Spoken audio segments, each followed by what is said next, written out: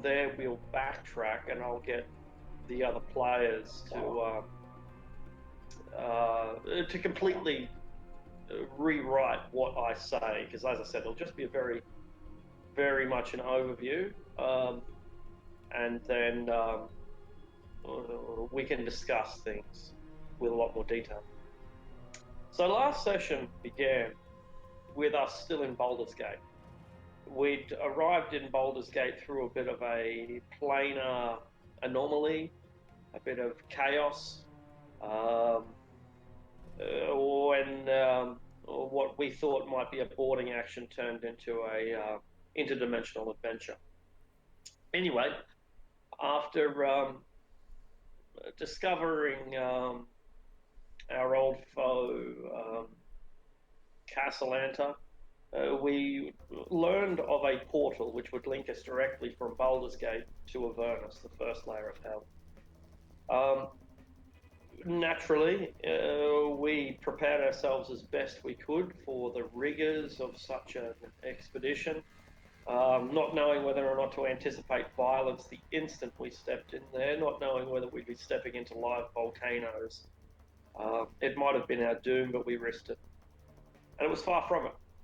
In fact, we found ourselves in a decadent place called the Infernal Rapture, which itself is a caravan within a bigger organization called the Wandering Emporium. Infernal Rapture is paradise in hell. It's the kind of divine garden that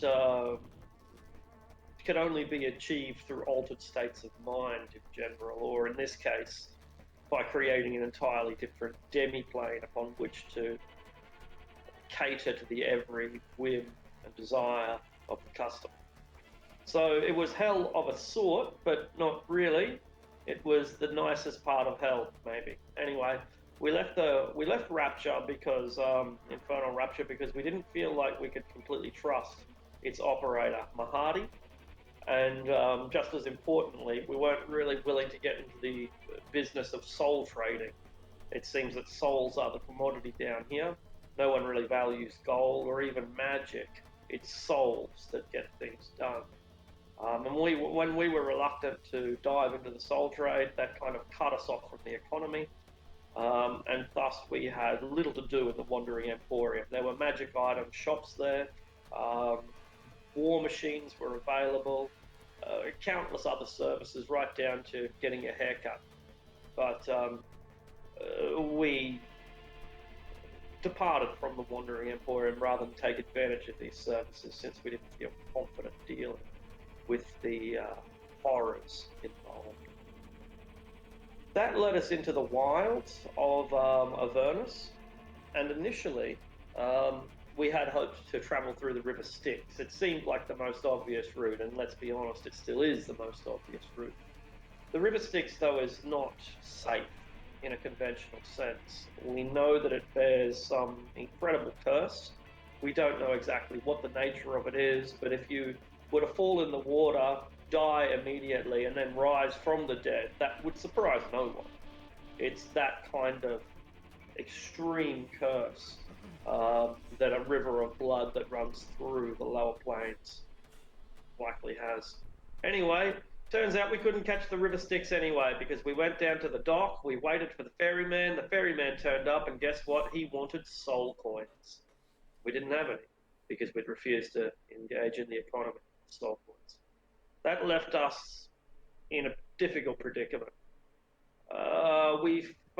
In the end, we found a way across the River Styx, travelled through the blistering wasteland, the toxic fumes, unbearable heat, maddening geography, because the geography changes before your eyes. Something that appears 10 miles away might appear 10 miles away after you travel for 10 miles, and then it still appears 10 miles away when you travel another 10 miles. And this mirage, well, it's more than a mirage, it's an extra-dimensional anomaly, but that's getting a bit technical. This strange occurrence, combined with the heat and the noxious fumes, the lack of a sun, the lack of a real sky. The sky is just one great big burning, broiling black cloud of fire and lightning. Well, this all served to depress us, to agitate us, to infuriate us, and it even drove some of us mad.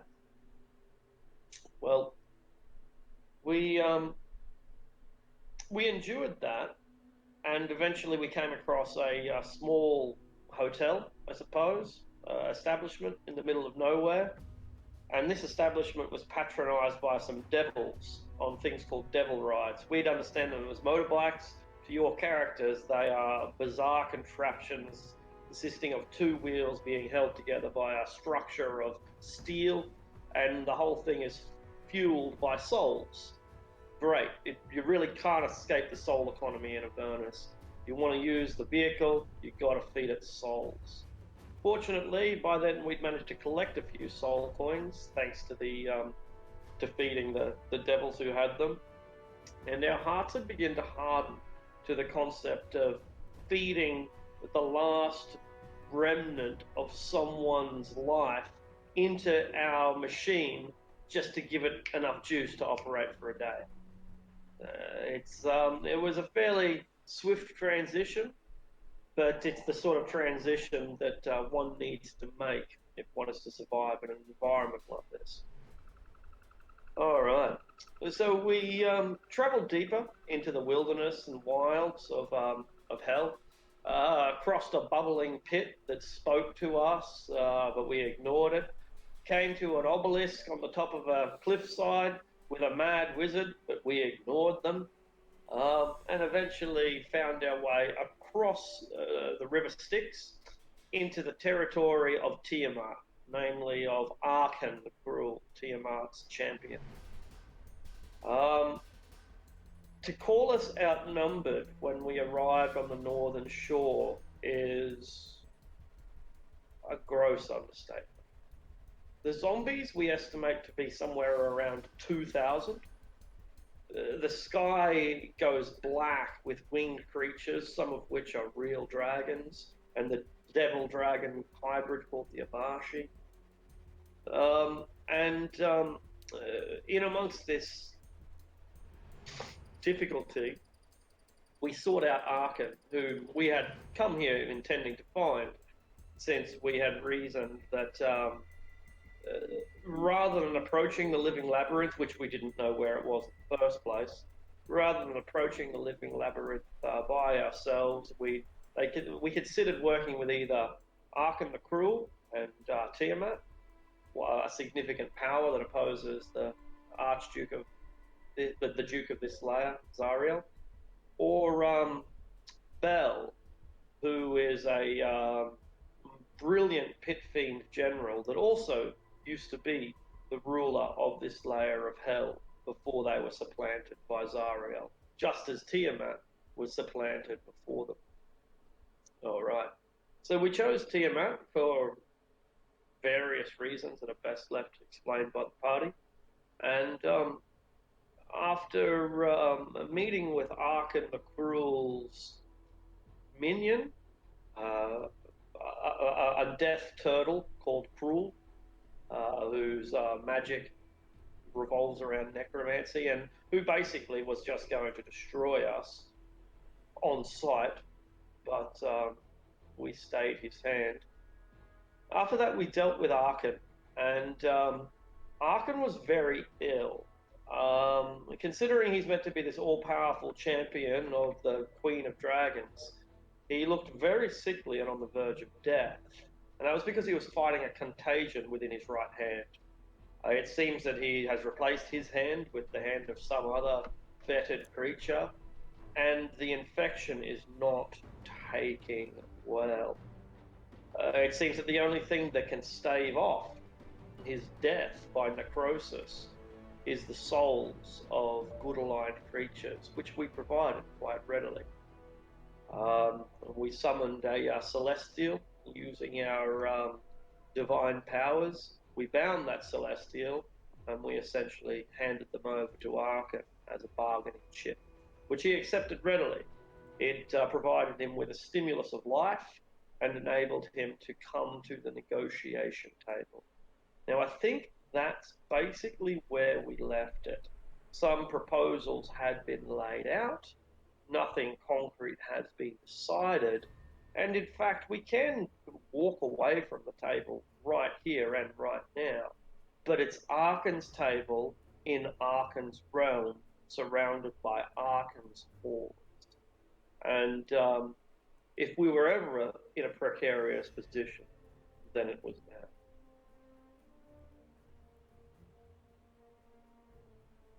So I know some of the players discuss wanting to do some kind of pre-game discussion. I don't know if that's still something people want to do or not, but I just wanted to I would remind like it. everybody in case it was. Yeah, I would like a pre-game discussion and like a recap and everything. I'm going to actually go on mute for quite a while, so I'll let you guys take over. See you soon. So the discussed options were what? We've got that. I believe There's the baby dragon. Sirloin gave us 3 of them, I think. summarized it pretty good in chat. If we can scroll up a little bit, it's not sure. too far up there. I think I hit all the bases. Yeah, it's right here. I'll repost it. Yeah, that'd be great. Yeah, it was like, let the baby dragon go, help bring Tiamat into a mortal world, or assist in killing some pit fiends or something that were encroaching on his territory. Or just wing it and try and get out of the Yeah. situation without dying. That's also an option. Yeah, those are the 3 options that will supposedly get him to help us. Yeah. So the easiest of which, obviously, like out of character. Like I have my homunculus and the simulacrum. I could pretty easily get that little wormling out of the lab. That's fine. It's like I suppose in character it'd be very much like a like oh fuck, like if we have to do it, sure, okay, that's fine. But out of character, and now that Weeaboo doesn't want to play anymore. That's the thing. Like, yeah, it's not really something that I think should be considered given the circumstances. I mean to say like yeah. Like now that he's not here, like we can consider it without him being here, I suppose. So that's just the nature of it. Otherwise, I suppose like out of character, I'm certainly all for like just going to dust some fiends on the beaches of the River Styx, as well. Yeah, the bringing Tiamat to a prime material plane was more just fill time and kind of curiosity of what he wants more than anything. That's that's definitely probably the very, very bottom rung of the fuck. Yeah, absolutely. I agree with that. I don't think any of us are so desperate that we'd cause the apocalypse. I don't know, what's he offering?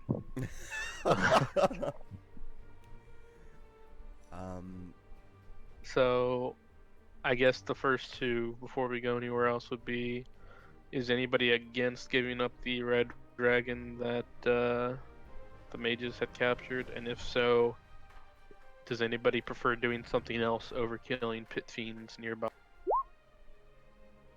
Seems like the most logical, but of course, correct. I'm good for either. Is there a way we can track the dragon after we free it? So we are quite familiar with it. I don't think I have access to a locate creature spell or anything like that. Have your could you have your homunculus or simulacrum like tip off what's her name, the Blackstaff? Yeah. It's like, hey, we're about to let loose a baby red dragon in Waterdeep. And could you not just bring it here? Well, no, that's my first question. The second question is: do you have like any of the eggshells from which it hatched lying around? Because if you did, that might be good enough to use for scrying later, if that was your only intent. I don't know if we've ever specified that we've hung on to the shell specifically. I had a line of thought during the week whereby we could totally be like, oh yeah, we'll free the baby red dragon, don't worry, and then the simulacrum can just fucking dust it, and it's like, okay, we freed the red dragon, no problems, now it's all good, right? But Yeah, I'm sure he wouldn't get this with that at all. Yeah, But, it tells me the paladin of Tiamat might learn if we immediately murder. yeah, but we free the soul of it, right? I don't know.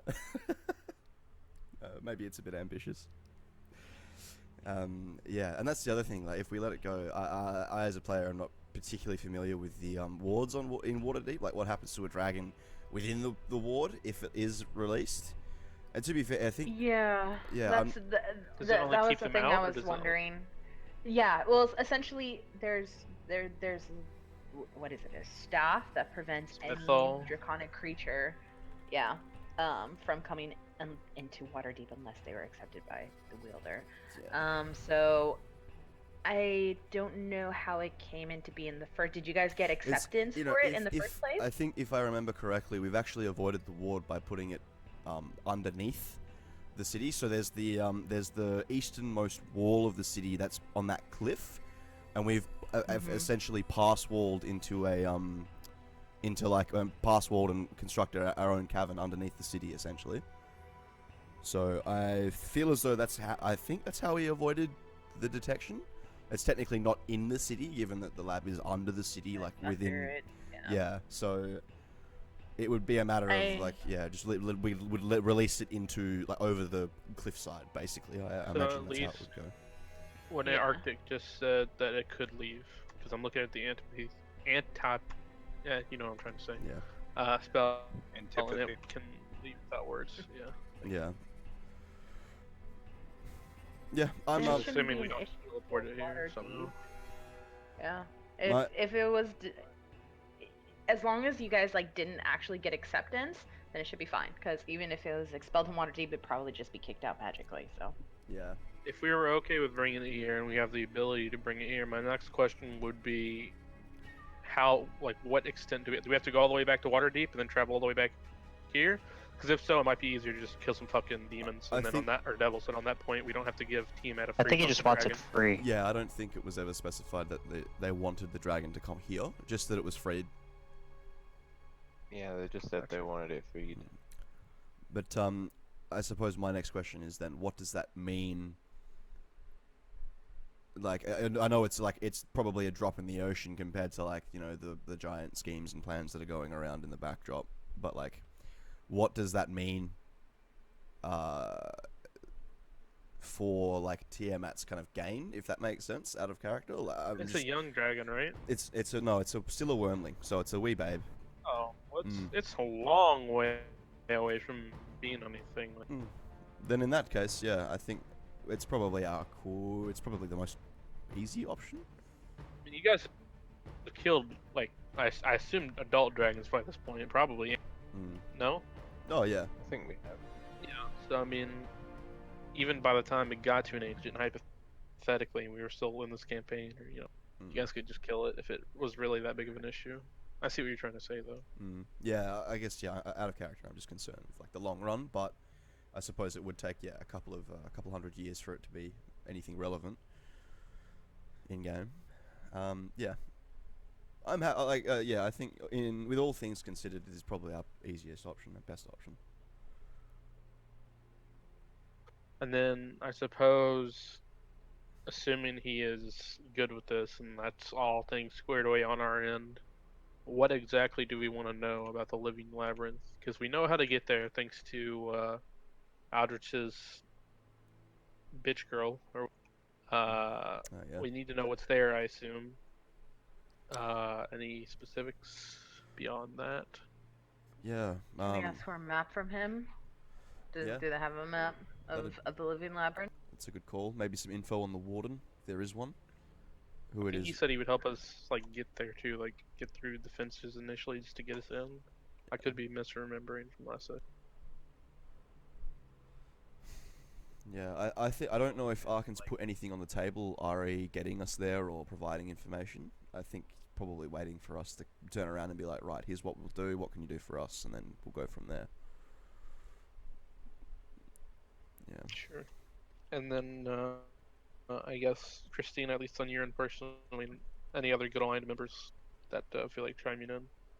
Do you want us to play out or rectify the situation that we're in now, or you just want to kind of No, skip over that? no, I don't know why Okay. I I just don't want to know make where sure you so guys. you have that option. I wouldn't make you rectify something that I wasn't even there for. I was mainly questioning is just okay, what type of group this is becoming because this will be a problem if it continues. Gotcha. And then I would remove myself from that. So Hmm. Sure. Cool. Okay. So Red Dragon seems good. Everybody. Going once, twice. Excellent.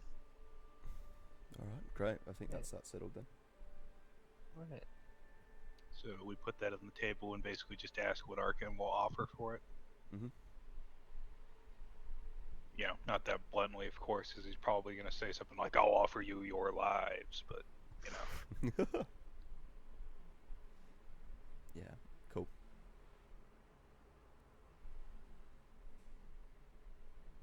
Do you Alright. have a fort? Okay, never mind. I didn't know you were here, Arctic. Go ahead. I wasn't No, gonna ask anything important. I'm happy for you to keep going, and I'll keep reviewing my notes if There I was need to. literally nothing pertinent to right now. It can be asked later. All right. No issue. Not a problem at all. Okay, so what about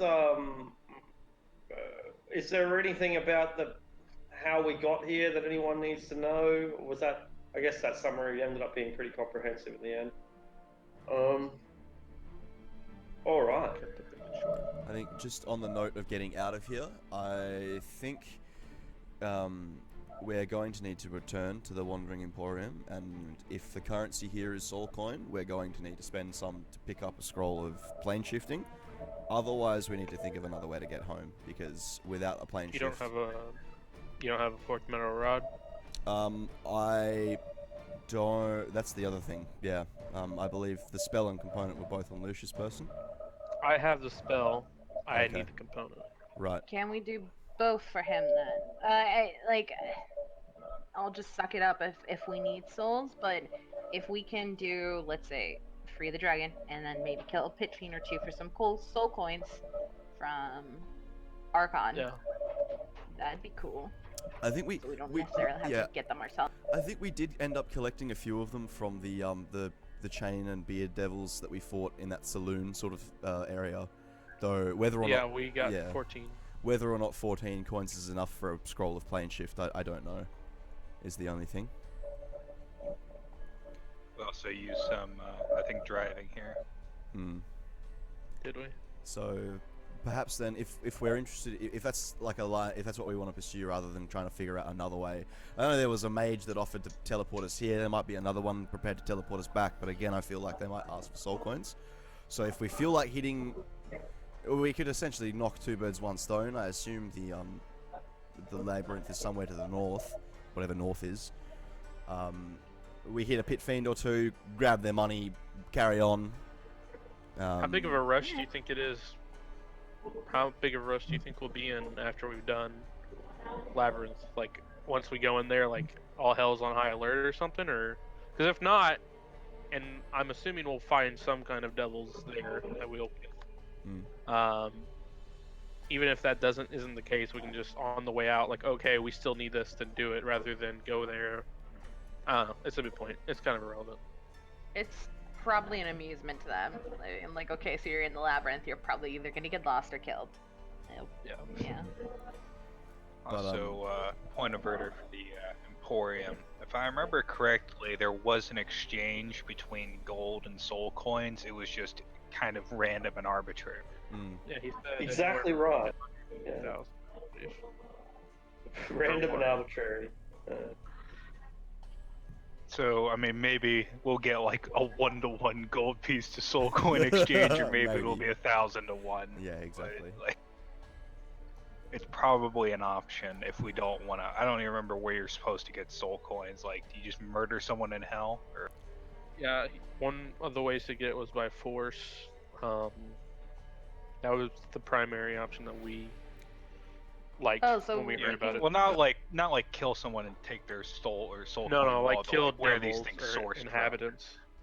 I believe I think Arctic said. I mean, I know this, but it is canon. Is that it's like evil souls that are turned into it via process. I believe hags are involved in canon, but again, anyway, Arctic, go ahead. I'm just talking nonsense right now. Yeah, on that, that's basically it.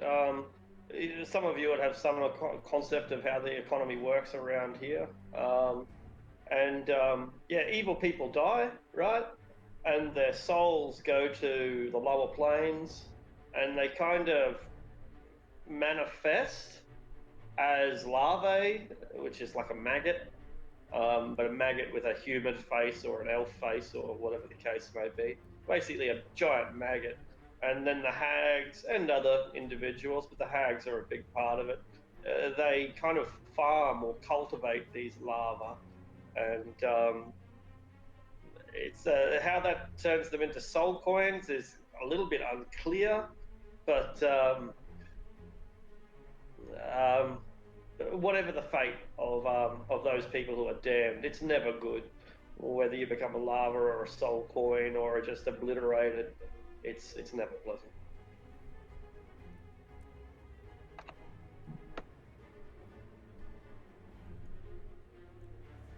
So I suppose Okay. then, yeah. I suppose do we intend on trying to grab some soul coins to barter with after we've done here, or are we headed straight to the labyrinth? We can go to the labyrinth, try and pick up some coin on the way out. That might be the best option in terms of efficiency.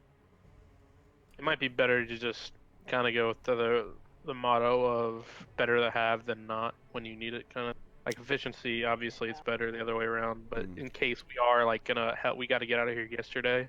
Situation when we're leaving, Yeah. Okay. we might as well have done. So we're gonna try to like, Deal with Arkin, go kill some devils on the way, go to the place, do our thing.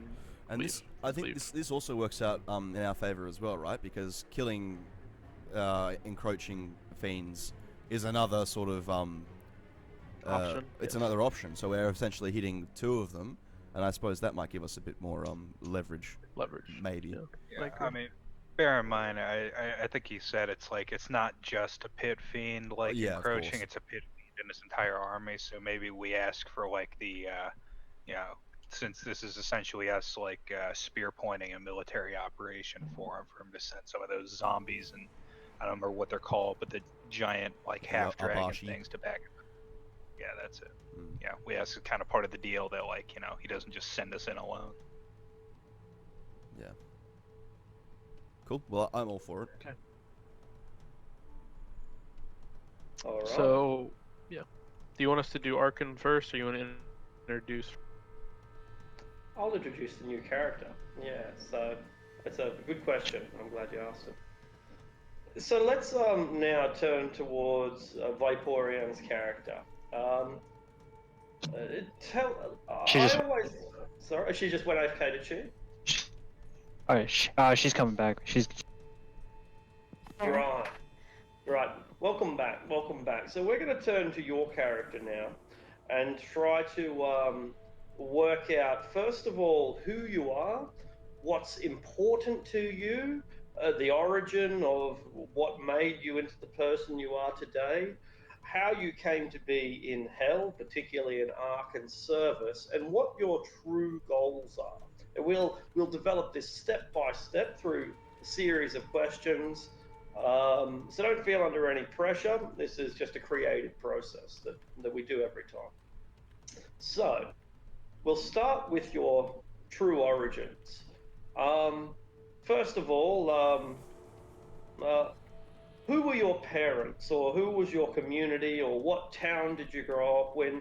Before you were born, what was life like for your family?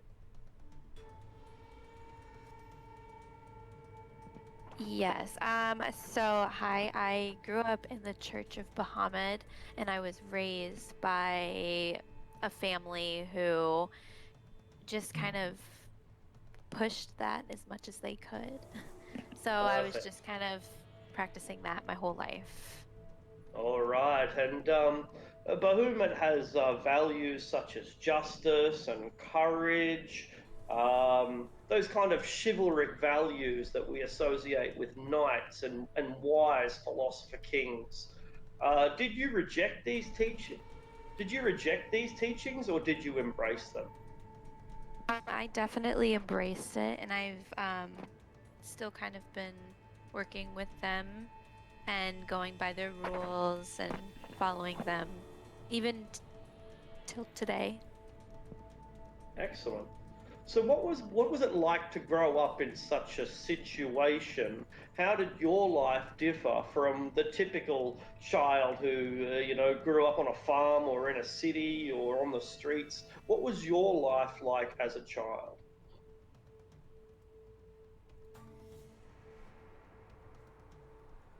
I was trained from childhood to be a spy and an assassin for the church. Excellent, excellent, excellent.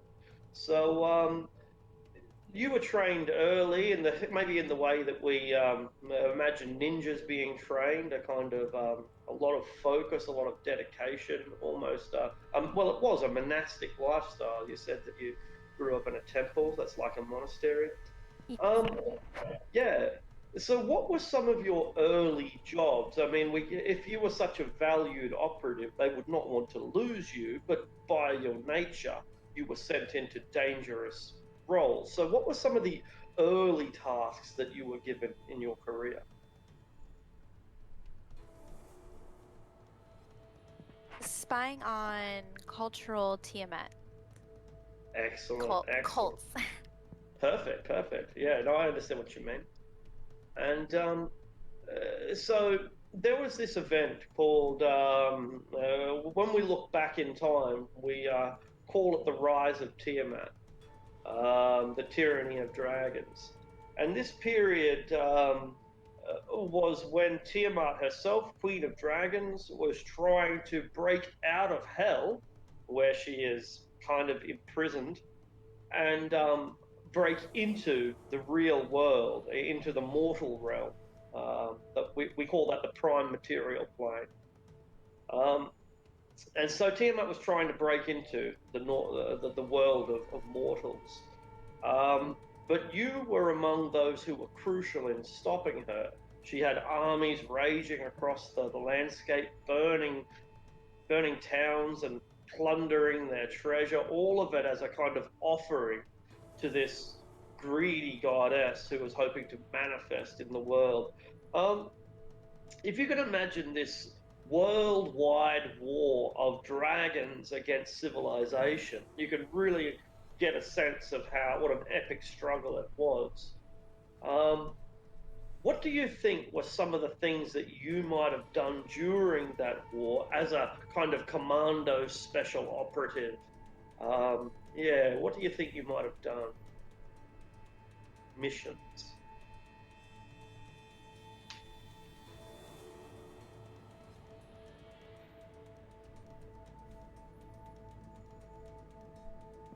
Keeping tabs on cults and Yeah. spying and relaying messages back and forth.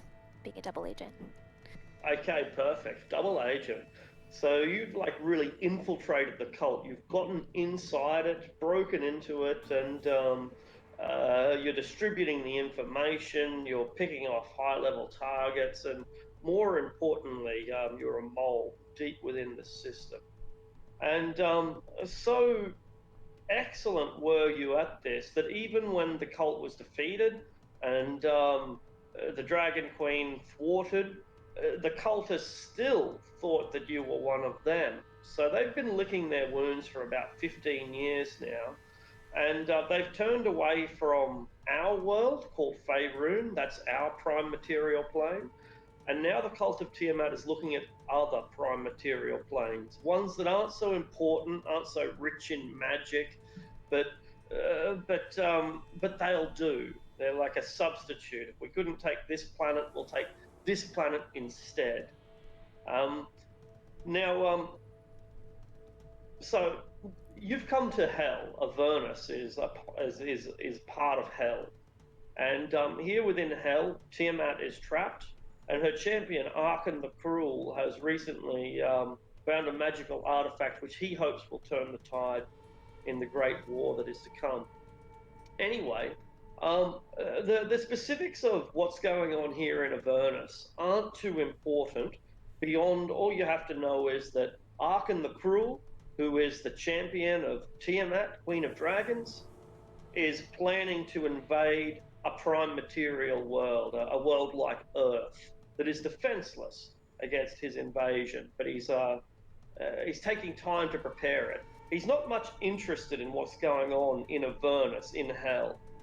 There's always politics, there's always invasions. There's actually a lot happening right now with the arrival of a city called Elturel from your own prime material world. But Arkan isn't much concerned about it, and Tiamat isn't much concerned about it. They've got other things on their mind. But there is one thing that they're concerned about, and that's territory. Dragons love treasure and they love territory. And Tiamat considers everything on the northern shore to be her territory. All of this. It's a metaphysical area. You can't measure it. It doesn't have direction. It changes, but we call it the northern shore anyway. Now it's probably not the time to get into metaphysics and how the world is shaped by our own minds and our collective beliefs, but it is. And thus, this northern shore, Tiamat considers her own, and she is furious that there are other devils that are attempting to stake claim on areas of this northern shore. So she's only really concerned with invading the prime material world, but she also is territorial, and so anyone steps over the line, she gets pissed off. That's just her nature. Okay. None of this is really important, as I said. It serves as good background material, not really important. What is important is the arrival of these freaks. They come from your home world, which is important because Faerun is a crucial world in the grand scheme of things. It's why Tiamat tried to invade Faerun, but didn't work. We've already covered that. These are professional adventurers, primarily from the city of Waterdeep, perhaps the most important city on perhaps the most important prime material world in the multiverse. And these are some of its most important citizens. So they've come here now, and they are snookered. They seem to know that Arkan has them by the balls. And they look like they're going to be able to negotiate their way out of here. They are resourceful people after all. But you can tell that they can tell that Arkan can tell who's really in control here. So this provides you with a unique opportunity with which to infiltrate yourself into their group. And Arkan has already ordered it. He pulls you aside and he explains to you his plan. These fools shall be used as his lackeys in the war for the Northern Shore. He shall use them to drive off the enemies of Tiamat without actually putting the dragons of Tiamat or the Abashi into any real danger. They will just basically be our sacrifice in our endless war against our infinite number of enemies. But I will command that as part of any deal we strike, you must infiltrate them, so you will be able to report back to me with anything that they do. And you can make sure to lead them into the most dangerous situations that they might otherwise think, oh, I don't want to do that. That's too hard. That's too risky. But what if things go wrong? No, it will be your job to make sure that they don't think of these disasters. It will be your job to lead the lands to slaughter. Do you understand? Yes, absolutely. Very good. Then Arkan is ready to return to the negotiation table because you are his friends.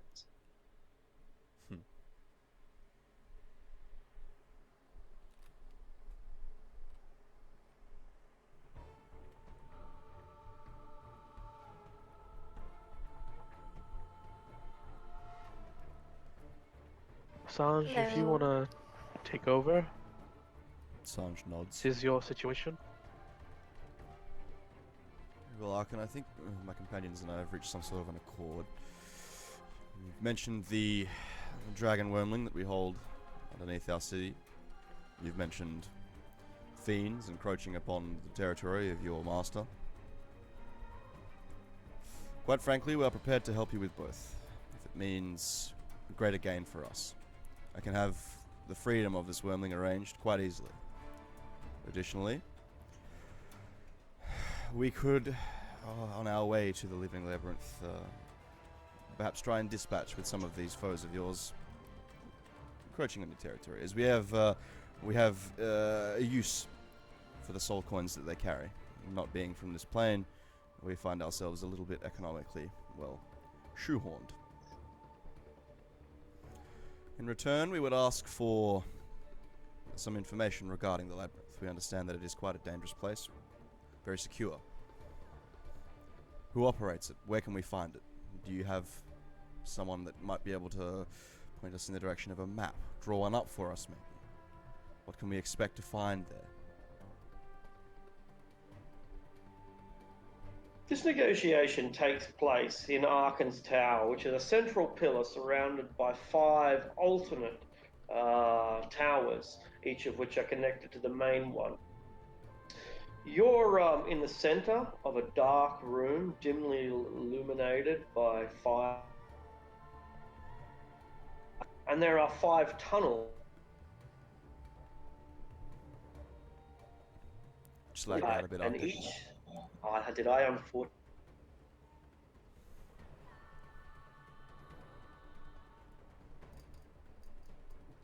Each with broad and high. Oh, it's lagging again, right?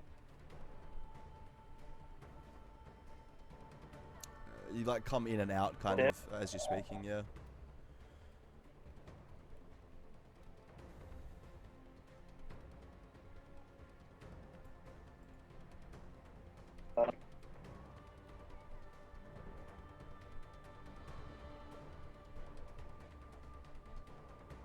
Might be good again now. Sounds it. Temporarily? Yeah, I think it's temporarily good. If it keeps jumping around, I'll switch to mobile. Okay, so what I'm trying to say is that there are 5 towers around this main one, and each of those towers, within the tunnel that leads to each, you can see the head of a great worm. Blue, red, black, white, green. There is a great worm looking over these negotiations at all time while you sit at a table in the center of this crossfire zone. The upper hand of the negotiations is clearly his. I didn't mean to use a hand pun, but I did by accident.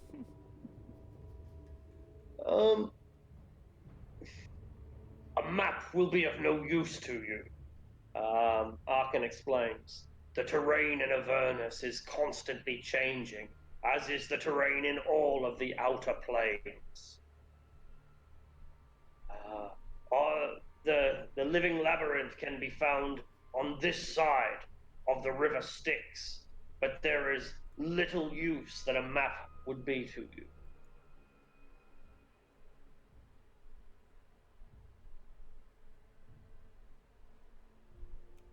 And what of the fiend that oversees its security?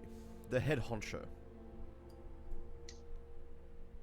The pit fiend in control is Caryopteryx. Caryopteryx is in service to the god Bane, who in turn is in service to the General Bell, who is in service to the Duke Zariel, who is in service to the Archduke Asmodeus.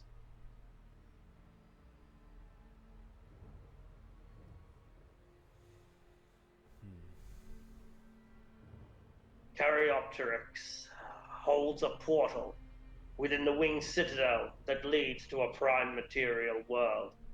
He is protected by a great army, an army of hundreds of devils and mercenaries from the prime material world. These mercenaries, have you seen them? Aye. They are largely untrained, just fodder for the blood war.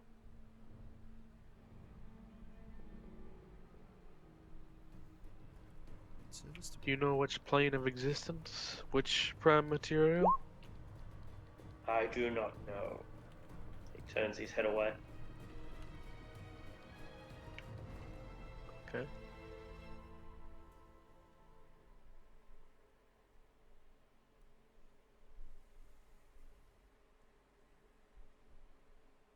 And what of the holding pens?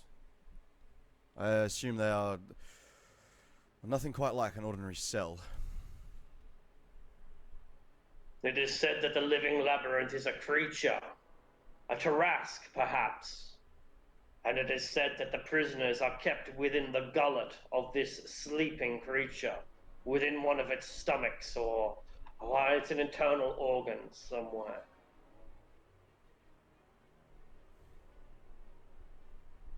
Sanders like wipes his brow.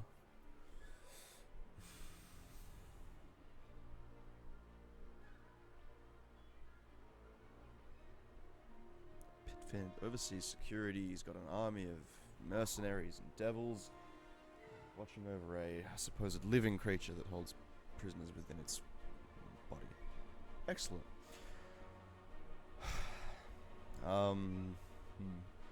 Do you by chance know if this Carioterex would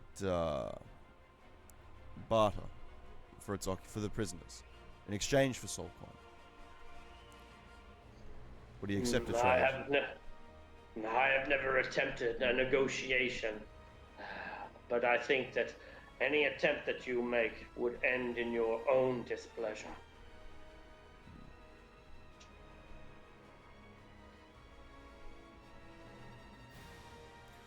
We are mortals, you and I. We understand each other. This is why we can negotiate and come to an arrangement. You cannot expect to end up dealing with a pit fiend and for it to be fair. Agreed. Then Arkan, I'm curious. We have two criteria. We are prepared to meet two of the criteria you have listed. What can you offer us?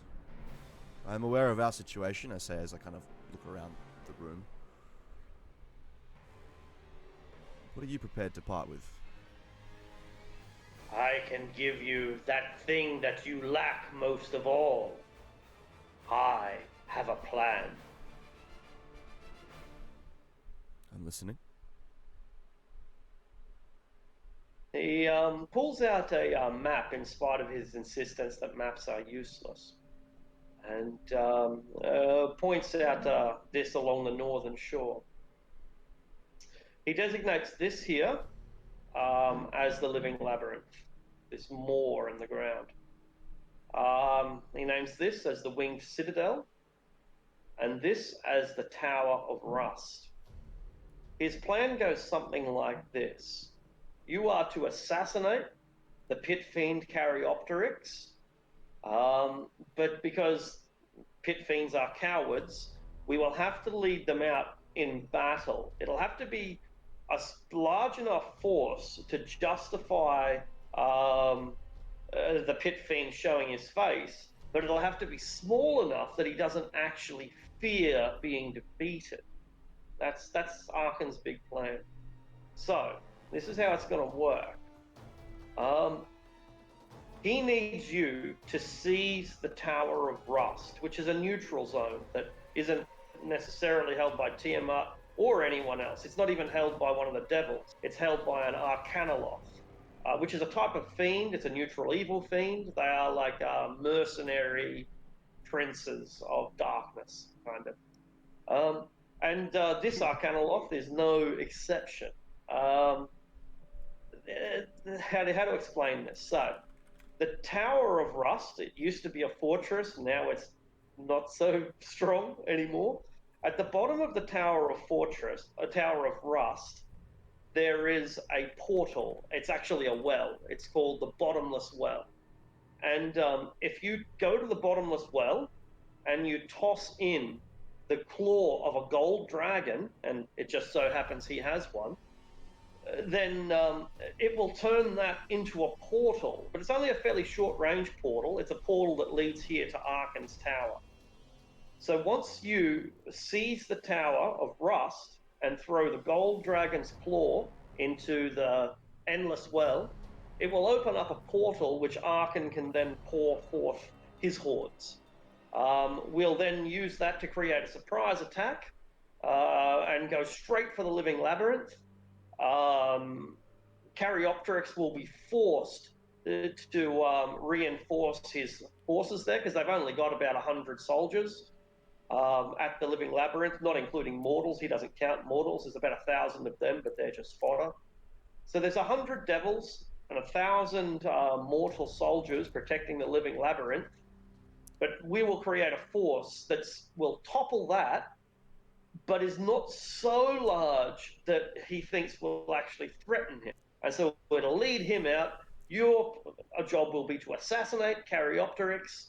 It will be a victory for both of us.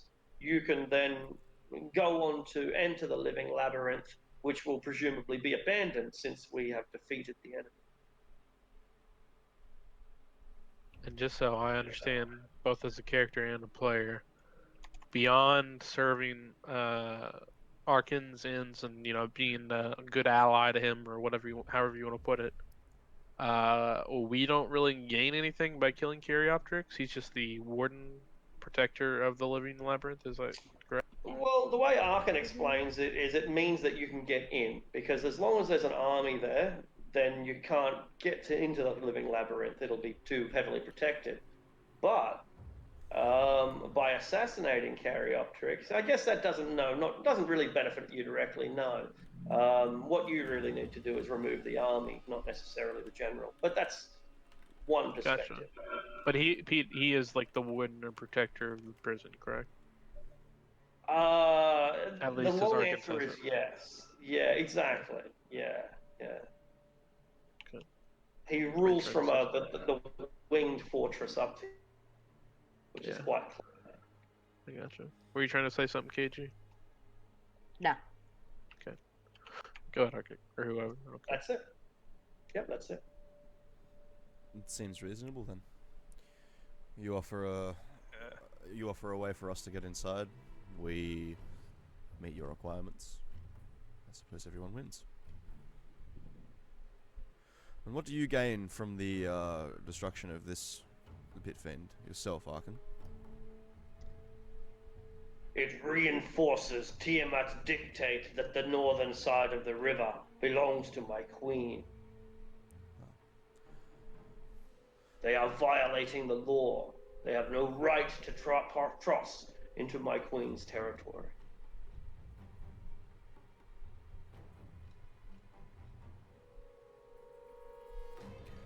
Turn to the This group. seems like a failed deal.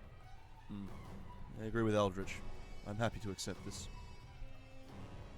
Before we do, you've told us maps are useless inside. You also said that you can get us there by this plan if everybody pulls off their part. But do you have any information as to how we could find what we are looking for once we are inside? Landmarks or getting anything? Likewise. I have never been inside the Living Labyrinth, nor have I ever known anyone to survive its torments. All that enter are inevitably digested. Are you aware of whether or not it is an extraplanar space? Or does it reside within Avernus? My understanding is that it is a sleeping Tarask, but I do not know if this is mere rumor.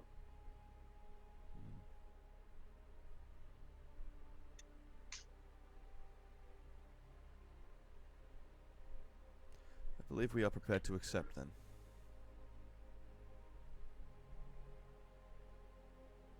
I agree. Very good. I have one further condition.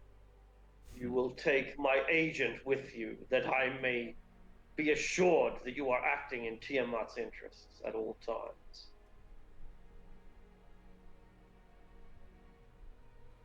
Gladly come. You will find her personality most agreeable, he says as he strokes her with his good hand. What's this person look like?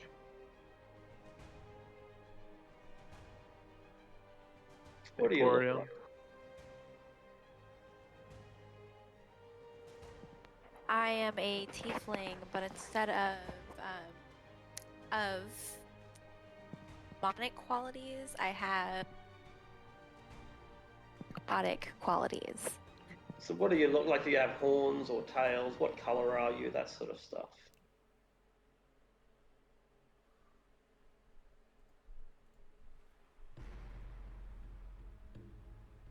Four horns. I have relatively pale skin. My hair is dark. I've got kind of elf ears. I'm dressed fairly dark in dark clothing.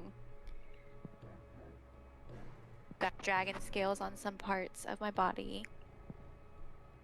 She is a native to your home world, so I am sure that you will find plenty to talk about. If it puts your mind at ease in this trying time, then this sits well with me. She willing to go with us into the labyrinth as well, or will we be parting ways before then? Until you leave Avernus, I wish her to be by your side. Gladly.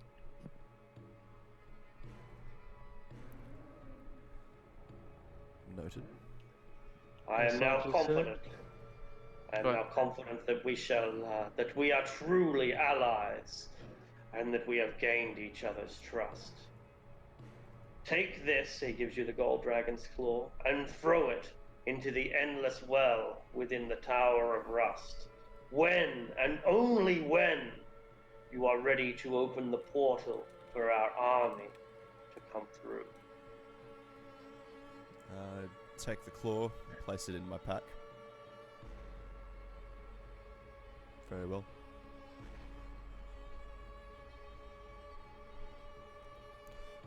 I'd say this has been a pleasure, but I'd be lying.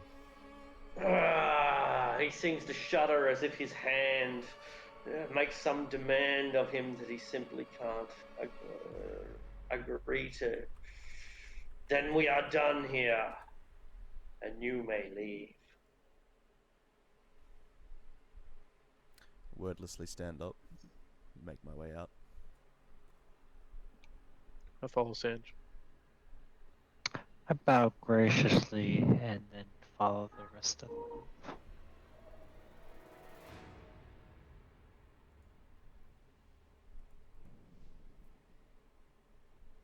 The Arcanoloth's name is Mazirium. He has a very high opinion of himself.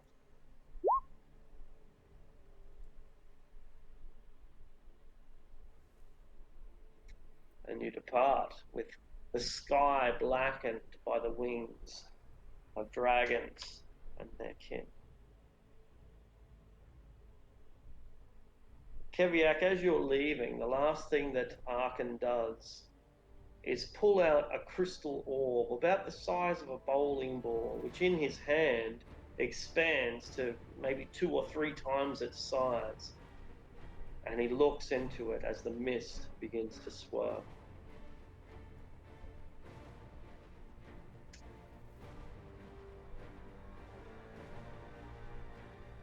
Alright, yeah, he'll follow after the party. The party is outside. The party eventually go beyond the limits of the scores, the hundreds of the thousands of zombies to an area closer to the boundary of this river. You're still certainly in the shadow of Tiamat's legions, and you're technically still in her territory, but you're no longer feeling the oppression of Arkan the Cruel.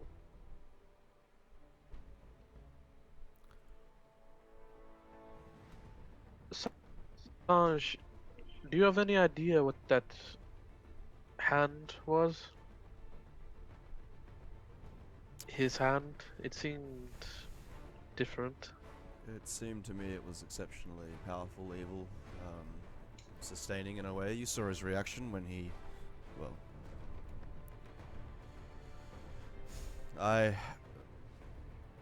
I'm not familiar with it if it is some sort of otherworldly artifact, but whatever it was, it's dangerous. Perhaps a gift from his master. I don't know. Perhaps. I think I don't want to stick around to find out. That's for sure. So we have a tower to assail now, no? One Arcana lost. Yes.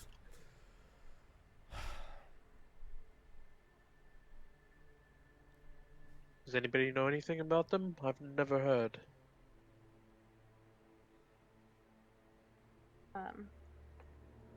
Can someone do a history check? That's the way. Sure, yeah. I'll try and recall anything if I can. Yeah, about some Arcanoloth. The very notion of the word Arcana in the name tells me it's magical, so it's got Salinger's interest.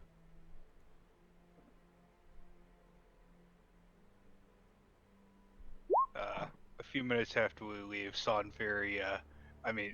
Keviak, he's not very subtle, but he tries to subtly hand Sodn a note that says,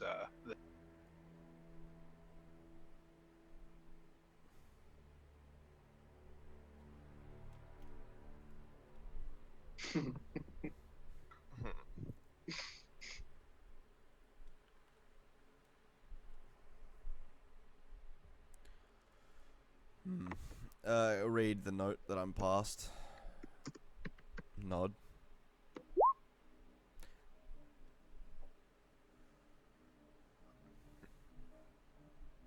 Alright. I lost my own train of thought. Arcanoloth history rolls from Farah and San. Thank you very much. I appreciate that, Christina. 12 is not going to do very good, and 14 isn't going to do much better. It'll only tell you this. Mesaloths, Eugaloths are the fiends in between. They're the fiends that no one knows about. Everyone knows about devils, and everyone knows about demons. And some people even know the difference. Devils are lawful evil, demons are chaotic evil. You can extrapolate on that, but that's the fundamental. Eugaloths are neutral evil. And so they're not as famous as the other two, but they're probably the most dangerous as a result, because you can kind of rely on the other two to be what you expect them to be. You know that devils are going to fuck you over, and you know that demons are something that cannot be trusted under any circumstance. They are destroyers. Eugaloths tread the middle path, and they make an existence out of it. So it shouldn't surprise you to learn that the merchants of war who benefit from the blood war the most are the Eugaloths. Assange, you guessed that an Arcanoloth is a magician of some sort. That's a logical conclusion to make.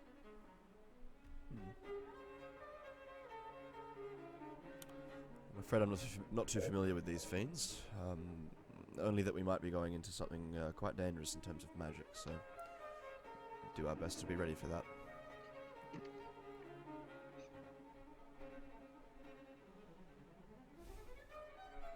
And if we are prepared, I feel like we should make haste. I do not want to dally.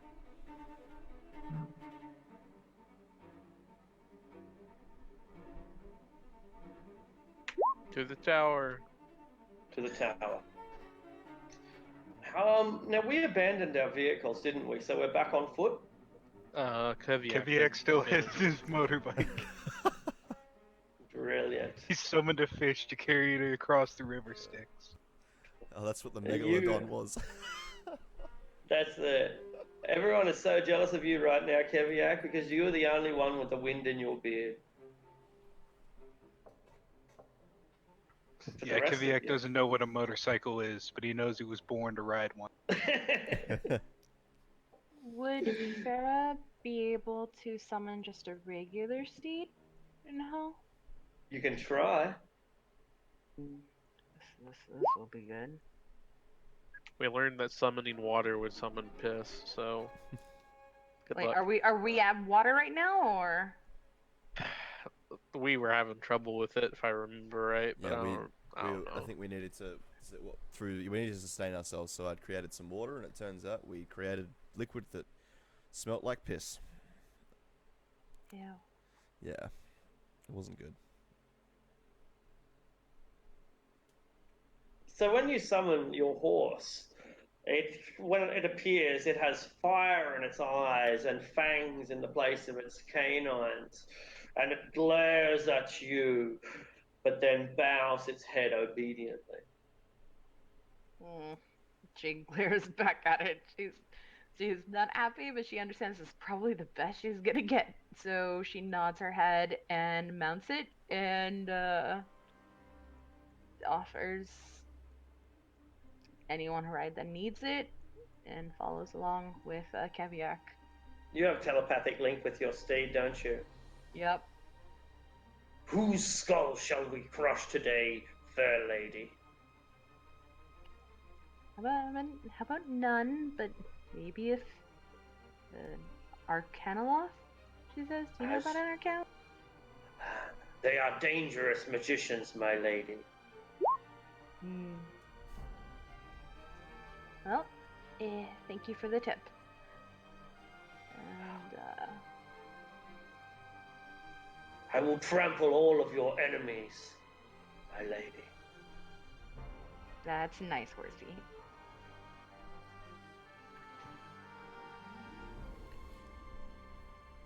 But she'll let it trample. Like, as long as they're in hell, and it's nothing bad. If you come to the Arcanoloth and it wants to trample some imps and demons' heads, sure. She's just gonna let it happen. I mean, it's hell. By its very nature, we're the only good people here. Yeah, so yeah. Alright, cool. She has a flaming horsey. Kaviak has a motorbike, she has a horse. Woo. Where's your elephant now? Right here, I'll shape change into one. Polymorph. He bought some when we were here last session, by the way. Yeah, I bought some at the are Wandering you Emporium, and they just immediately rampaged off. And I was like, "Where?" Oh my god. Oh my god. Are you sure we have like all this money in our tank? Because I'm sure it just got wasted again on fucking elephants that have It was left. 400 gold. It was 400 gold. God damn it. Out of my personal funds. Out of my personal funds. Okay, I'm just saying. Twice now. I'll gonna- I'm gonna Well, make I you- mean, when we finally find El Terrell, I think there are 2 elephants still waiting there, presuming they haven't been killed and eaten by now.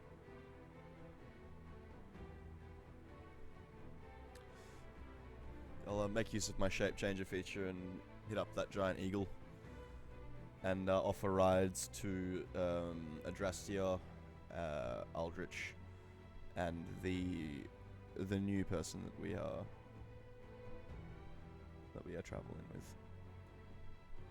Saving Alright. Outro still an objective of ours on here. Yeah, we should probably decide that. Do we care about El Terrell? Like, honestly, depending how fast we can get to Sanja's parents. You know, it's like, if it's along the way, maybe look into it, but not really. We're here for his There are parents. other adventures for that. Yeah. Yeah, I mean, if it falls from the sky and smashes down in a crater while we're like, walking around here, maybe we'll do something. But Yeah.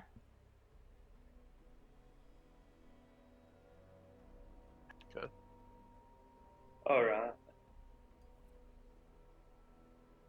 Okay, cool. So this has been good.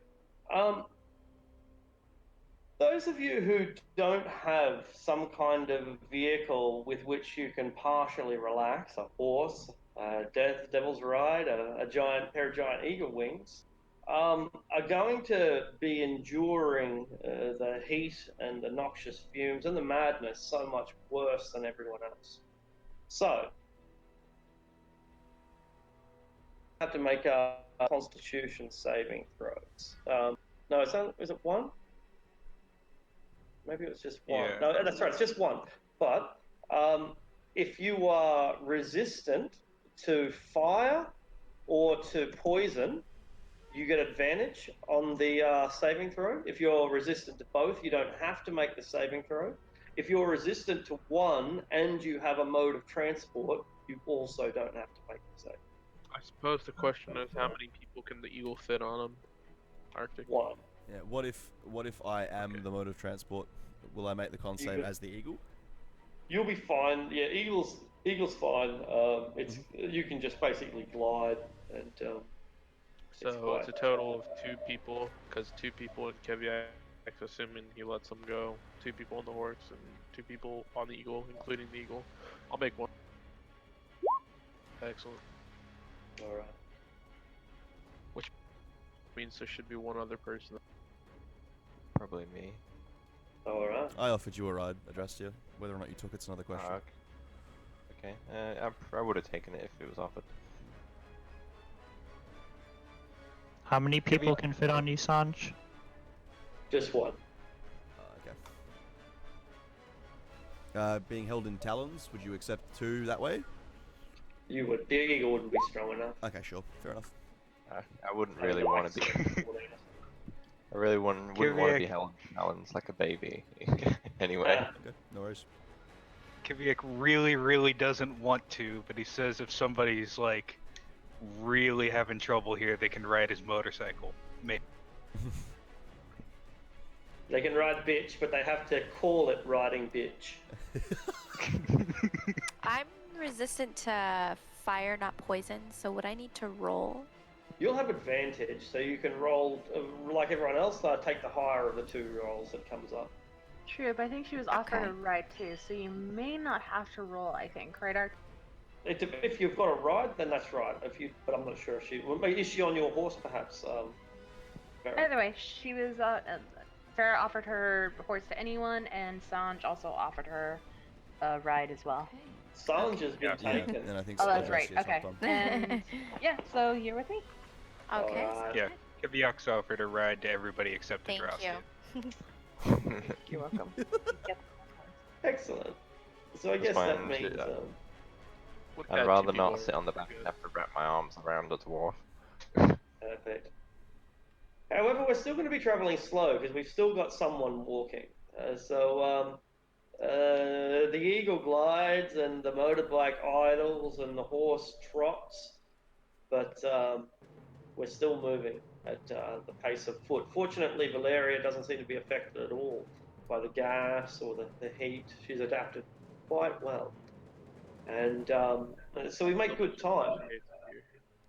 Yeah. God, sorry. That's all good. And so we make quite good time as we cross this blasted wasteland. However, it takes 3 days before we even get sight of this tributary. Do we have enough supply? It'll take 1 soul coin per day to operate the vehicle. Do you know how many soul coins we would use to get to Arkin from where we initially got the vehicles? Do you recall that, Arctic? Because I don't. It didn't use any. That we used the fuel that was already in the tank, I think, or it was. I'm pretty sure. I believe that was the case, but somebody Yeah. said we did, so I didn't know. But Good. if we didn't, then we would have 14. Just so everybody knows, that's what we have right now. Whether you guys want Alright. to use it, so. So you would have used 3 if to get the vehicle this far. So I guess we're down to 11.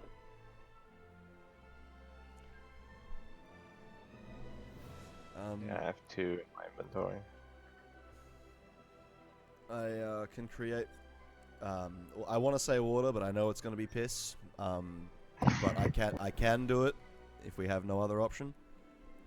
I don't have a means of purifying it or anything, but yeah, that's we can do it like that. I've Food, got the means of purifying it. It's called alcohol. Great. So we're missing piss Or with brewer booze. supplies, if you want to be technical. Yeah, this exact conversation last session. If you give me 10 minutes, I can purify all food, and I can also create a heroic feast. Very well. That might be. Hero's Feast requires a expensive spell component though, doesn't it? Gem encrusted bowl worth like 2,000 Yeah, or it's something. like 1,000 gold or something like that. Yeah. Yeah, I have that. If you're prepared to cast a spell of that potency, Eldritch, I'm not going to stop you. It would be far better than eating maggoty food and piss water. That's for sure. It will give us resistance to poison, so I suppose it would help us with the travel. Hold on. All right, and you do actually have the bowl, not just the gems. Yeah, I have the bowl. Brilliant. I thought you did. Cool. Okay, so what magnificent delights do you summon up? Because you are not subjected to the law of piss.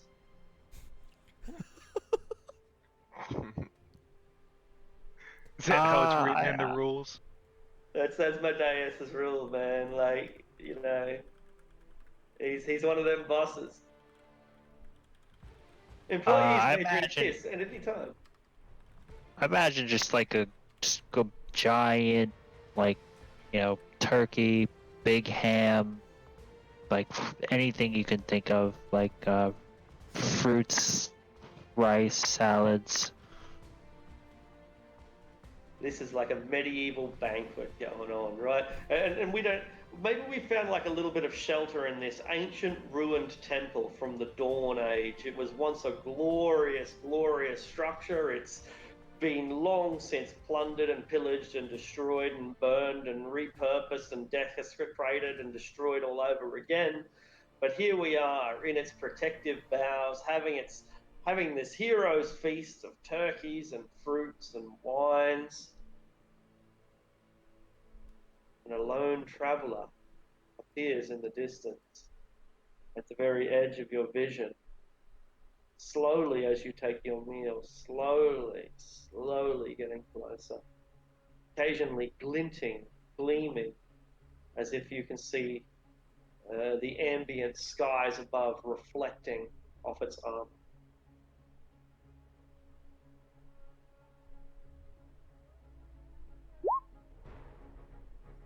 I think we're about to have company. Just as I was enjoying a moment of respite from this hellish landscape, I can't get a moment of peace. Right. I'll deal with them. It seems that the figure approaches over the course of an hour. You spot them in the distance, and they slowly get closer. As if the illusion of distance is working against them instead of against you for a change. But when your feast is finished and your bellies are full and you're considering having your fourth or fifth serving, but you're only going to have it because it's there, not because you want it or need it, the figure begins to come into view. The sharpest eyes among you will be able to determine that it's probably some kind of knight that's been heavily battered. But if you wish to make a perception check to find out more, you can.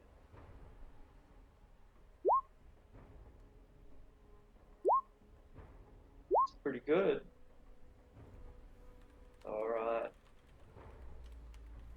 Farah and Keviak. You would see it from a distance, and perhaps to the surprise of both of you, you would also recognize it in a roundabout way. Clearly, it's a knight.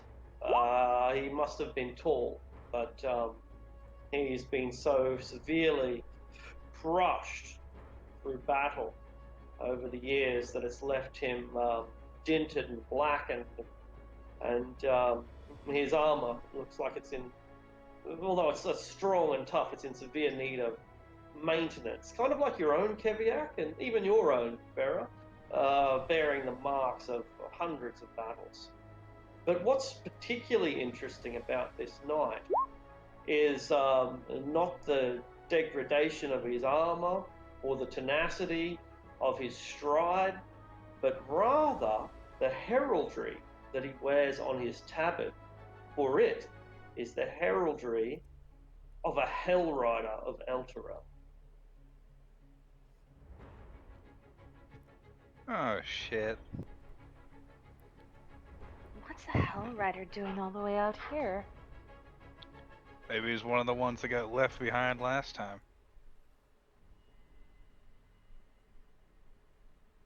Is he? You said he is being pestered by something, Arctic? No, he's just slowly approaching over such a long period of time. You see this guy a mile away, and an hour later he still hasn't arrived. He's still walking. He's now half a mile away. Hey, boss, one of them Hell Riders.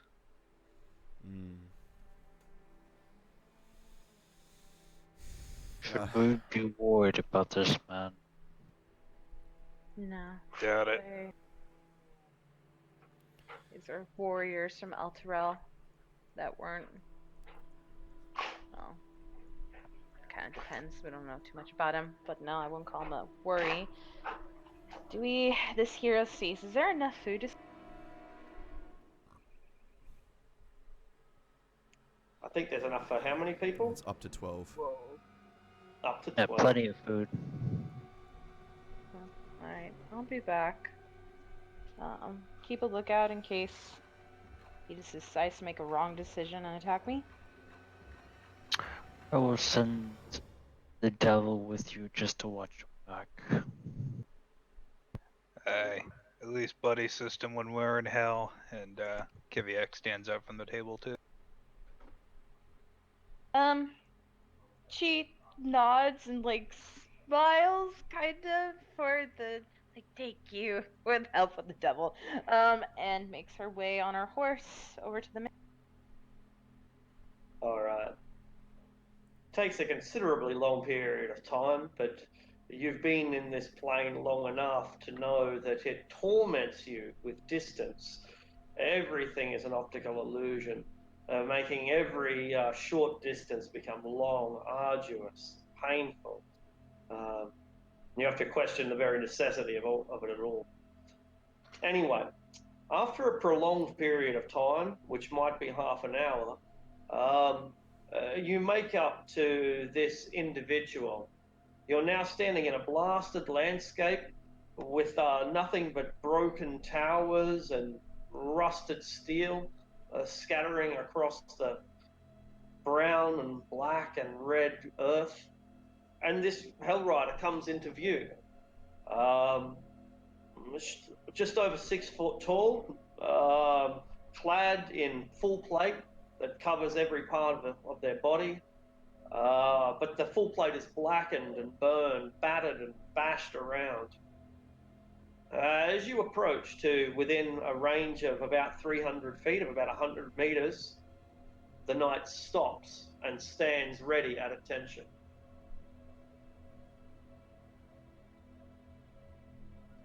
Like ready to fight us, or like he's trying to greet us? Neither. His sword is still sheathed. He's not saluting you, but he's standing straight backed in the kind of way that a foreign soldier might be when a tourist approaches an important government structure. Okay. He looks like he's on duty, but he has not worn his weapon.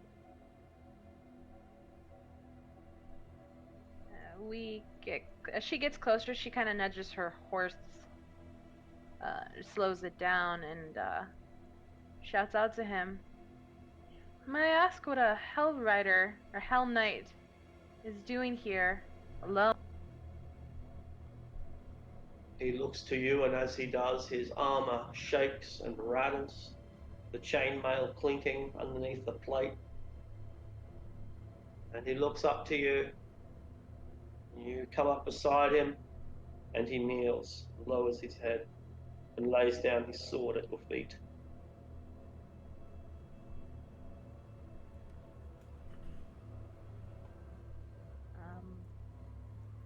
That is not necessary. Who are you? He remains with his head lowered and his sword on offer.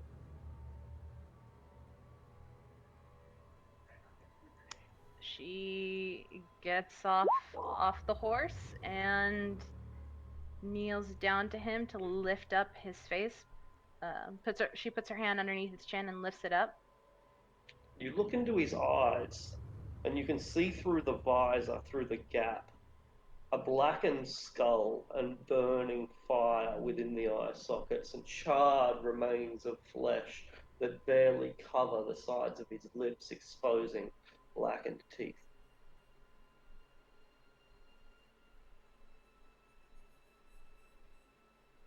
Do you have a name?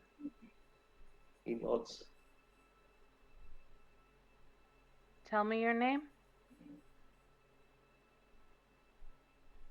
And he looks around for some way, and then he uses his sword to write a word in the ground.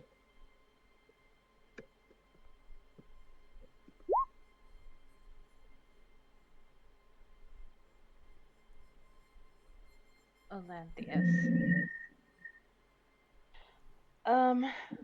Why do you bow to us? He stands and salutes you.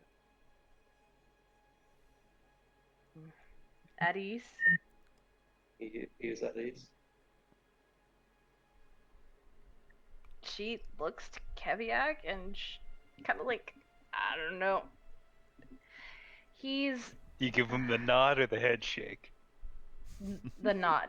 Like he's okay. He's okay. He's fine. Don't. That's not what the nod means. Ah, damn it. She just like she rubs the bridge of her nose, and he's like, he's fine, Keviak. Sword gets like halfway out of its sheath, and he's just like, oh, and then puts it back. You know what? You and this horse would get along very well. What is your duty? She asks Olan. He offers you his sword.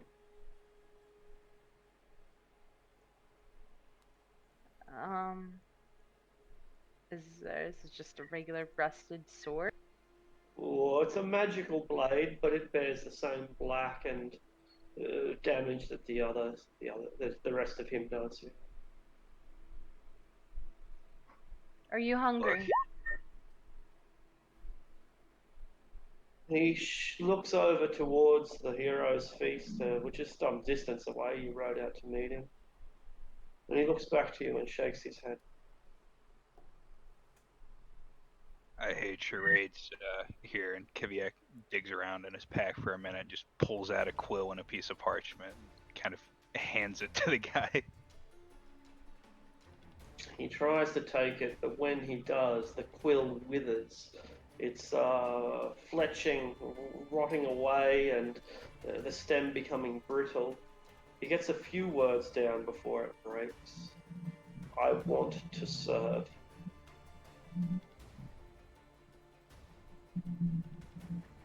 Okay. Can you help me protect this group here? Including this Nods. devil. Then join Okay. us. Including, when you say including the devil, and he'll look back towards the group and the hero's feast, and then he nods. Thank you. My name is Farah, she says, and she bows to him. He nods. Come with me on this horse. And she gets up and offers him her. He is reluctant to take your hand, and you see the necrotic energy that extends beneath the links of his gauntlet. I can heal myself. Should be okay. If you'd rather not, then just try to get up on the horse yourself. He nods and takes your hand, and it seems uncomfortable at first, but relaxes. Well, you have an extra body to help us. And it doesn't seem like he'll use our resources, she tells Keviak, so yay. What the hell, rat is corrupted? What? Oh, okay. Yeah. Yeah, we get back. So is that what you asked? Yeah. What the Oh, my hell? bad. That's my bad. I'm only half paying attention right now. You return to was- the party. It's just, it only takes a Yep. moment. And Is it that an only in takes a character or moment. out of character question? Yeah. Yeah, they entered and they come towards a party, and this man looks like a knight. He looks like the horse, but in a knight. And Farah says, "This is Lanthus," and he asked to serve us. And so I asked him if he could serve in protecting all of us, including your summoned creature. She nods to the devil, and she said that to Eldritch. And he said he would. I don't see a negative here, and he doesn't eat. So he doesn't speak much. He can barely write.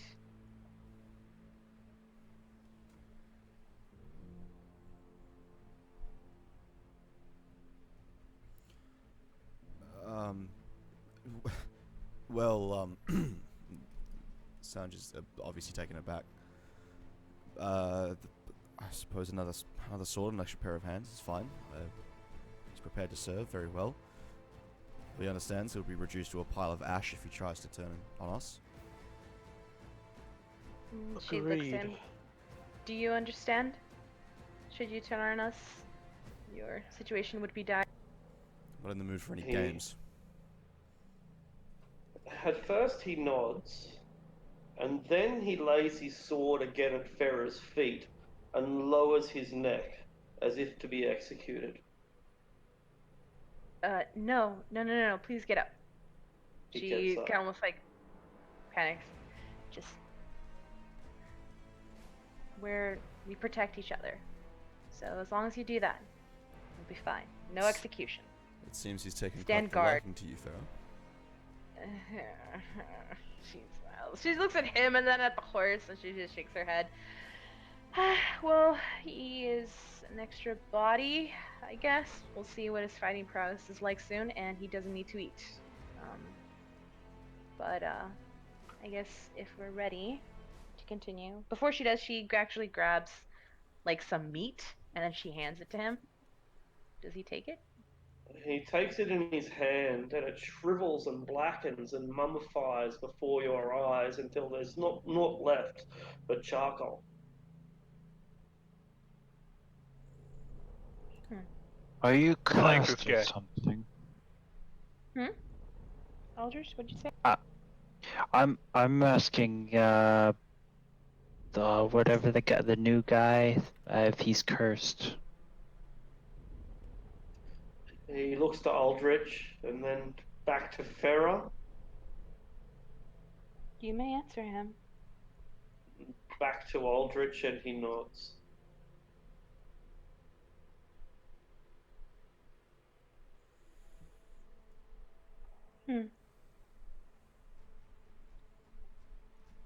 Does anyone know or remove curse right now?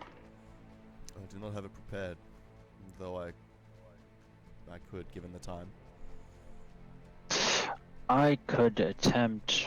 I don't know how powerful this curse is, but just try something, and I will go up to him with my holy symbol and lay my hand upon him.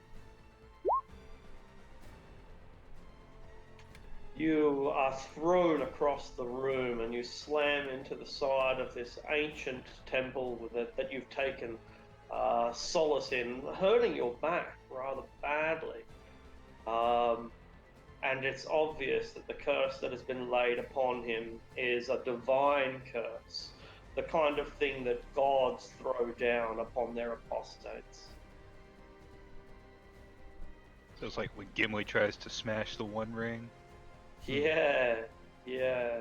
Where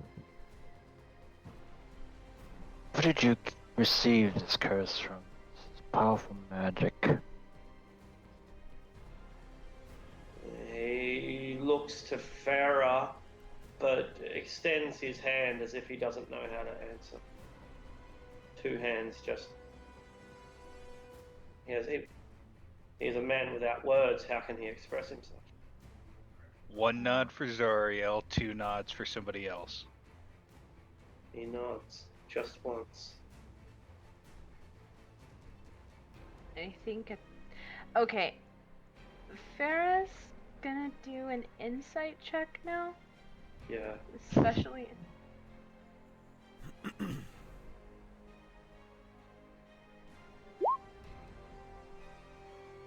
Does this man seem like just weirdly familiar, even though she's never met him? On a soul level, yes. Fuck.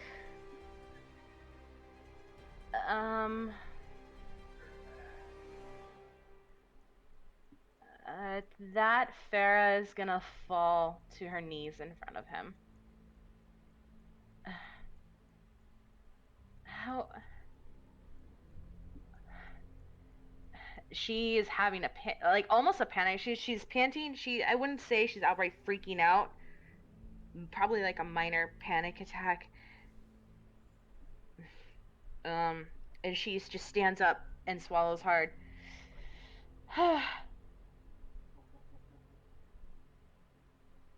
I need to process this, she says.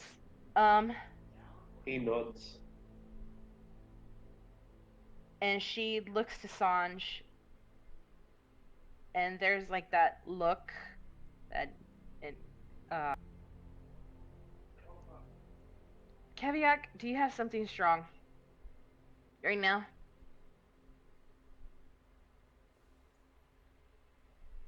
To drink?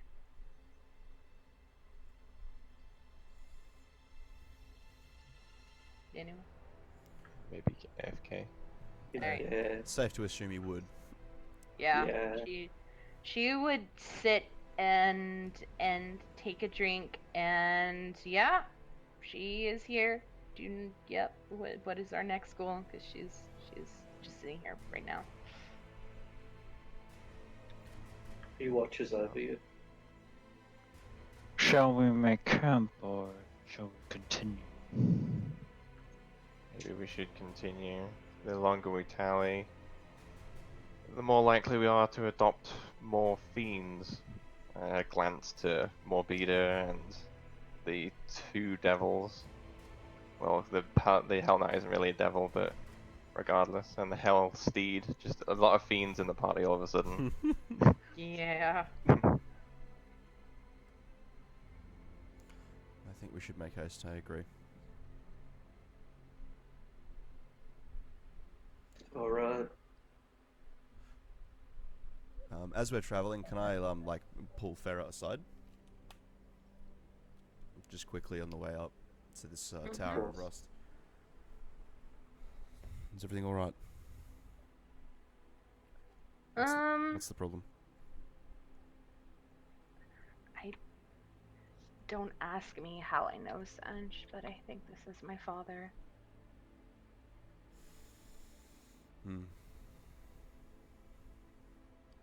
I see.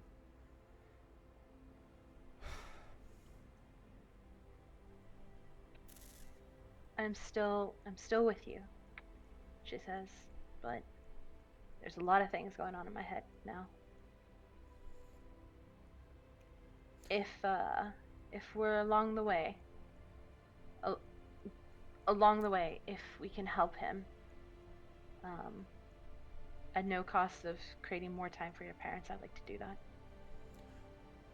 Is there anything that you might like to ask him?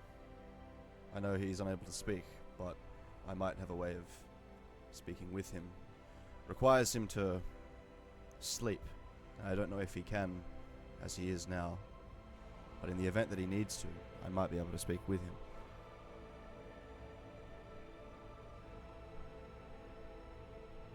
Yes, and I think she'll give you the seat. Is he my father? Mm-hmm. Can he... Is there something that he wants? And would he like to have this curse removed? And if so, how? Does he know how? Sanj nods. Alright. I will try this tomorrow. Thank you.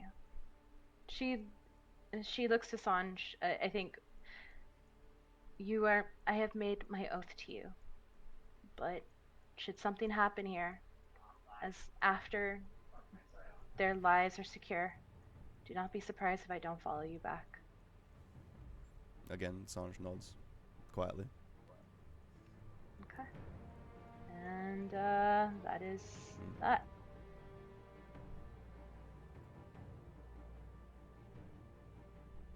There is no nightfall in Avernus. There is no day rise. There is just an endless twilight of glowing fires in a black sky strewn with ragged clouds. Occasionally it rains fire, even meteors, and more frequently lightning pours down from the heavens above. They're not the heavens above, though, are they? But when we finally choose to rest, as opposed to just cruising through the wasteland, we do so on the edge of this tributary of the River Styx. You can see that the fetid, dark, bloody river bubbles. There are fat ogre corpses. Must have been several ogres that died upstream. Must have been several ogres that died upstream.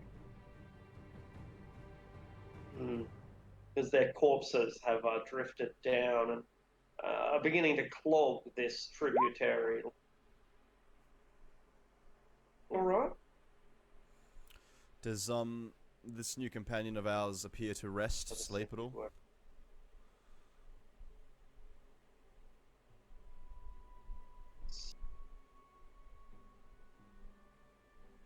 Give me a couple of seconds, see if it just recovers.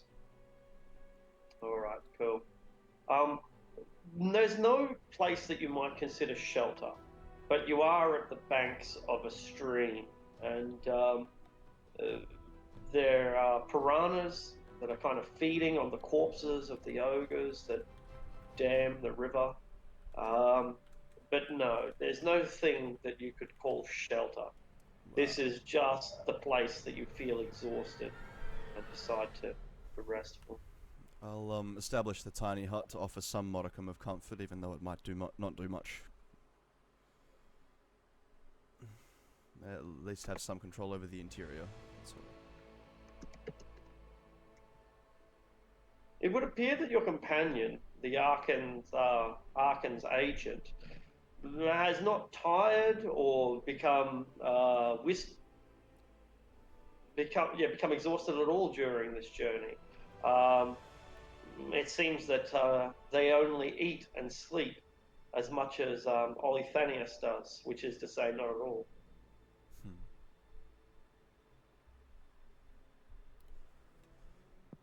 Pyra communicates telepathically to everyone.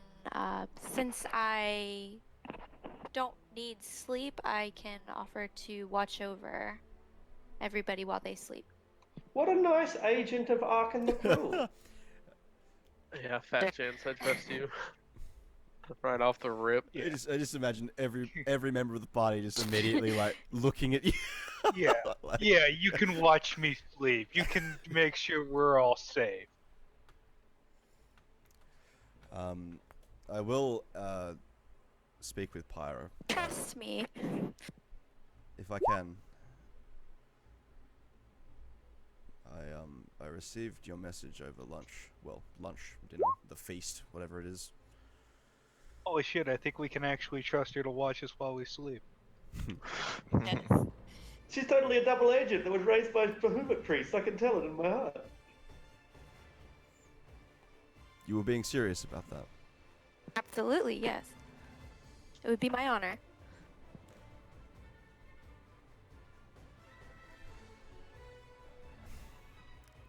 Forgive my apprehension, but have you anything that can back up your claim of being an agent of Bahamut? Strange time that we've met you. Dire circumstances. And this is, after all, Avernus. I must admit I'm being expected to be shivved in the back.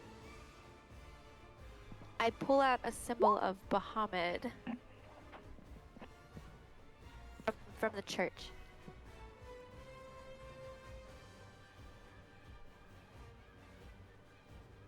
It shines platinum. It shines brilliantly, like a mirror.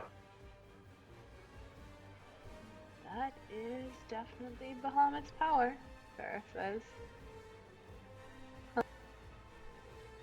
Alright, that's an Back. obvious way to establish it. Why don't you two have a paladin off?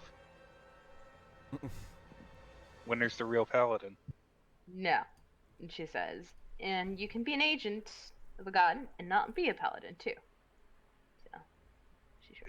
It looks like the concept's entirely flown over Keviak's head. Arcane's a paladin, you're a paladin, she's a paladin, like... There is no Like, paladin off. Go drink. Aldrich is a paladin. Keviak knows paladins. He's been to Elturel. Like, you can't tell him, you know, that he doesn't know paladins. I'm an authority on paladins, thank you very much.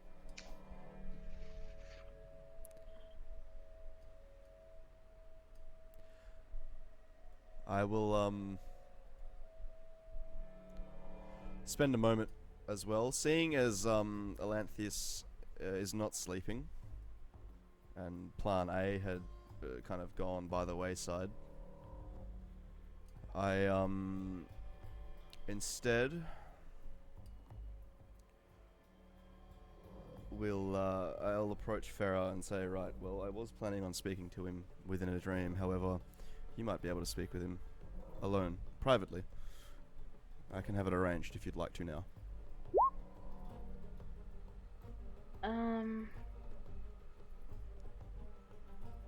Okay. She.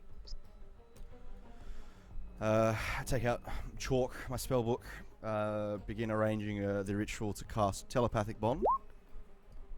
I'm going to target only Farah and Alanthius. Alright.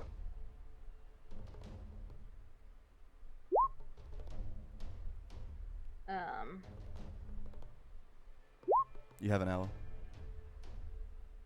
Thank you. She says to Sanj. And then she turns to Alanthius. Can you hear me? And she says it. He can hear you. Can you speak in your mind? He creates pictures. There's no words. There are sounds, but the telepathic link that you have with him is not quite like one you've had with any mortal. It's definitely different to that. Alanthius thinks in scenes rather than in words or even concepts. Are you my father?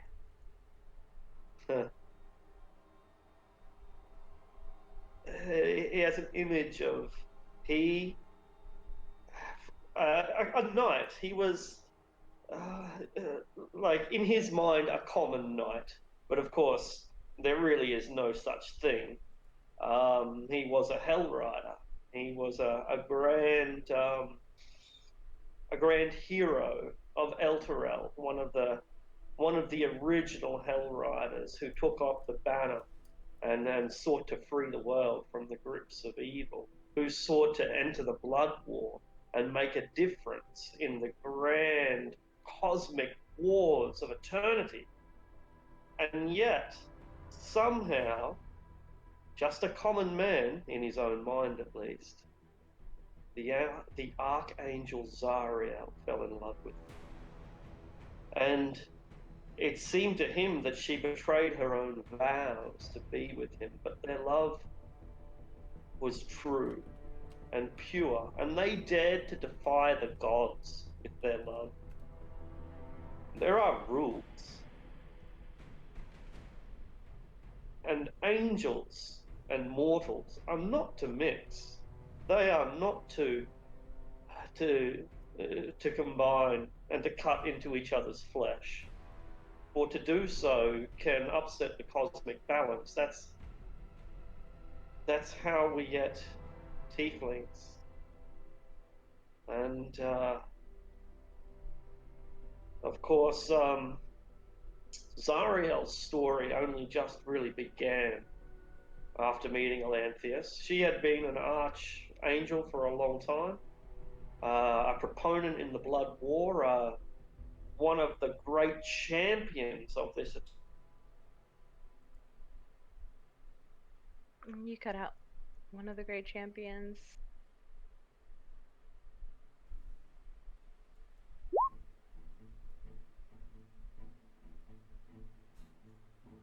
Arctic?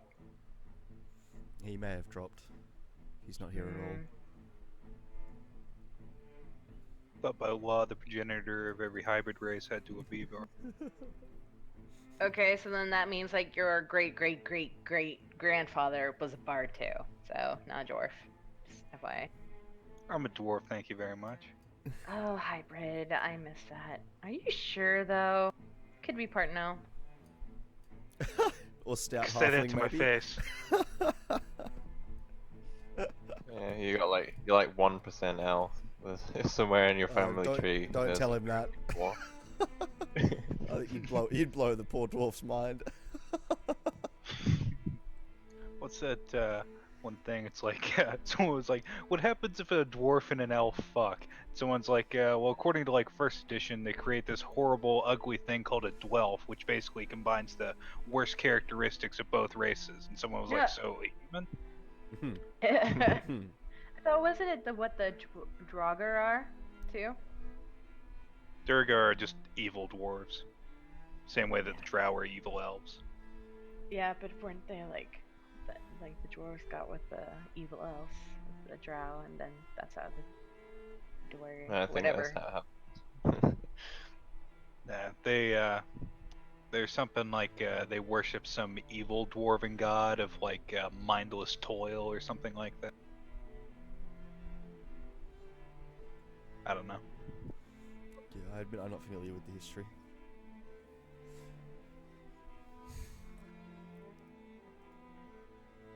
I can't recall how Dark Elves came to be either.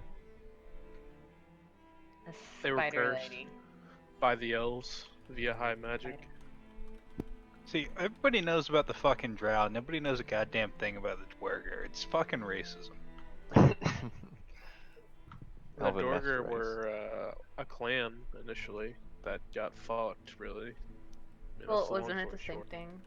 Isn't it the same thing with the elves? They were part of the of the main elves, and then Loth and her followers tried to kill Corellian, and then he punished Loth, and I guess thus her followers as well.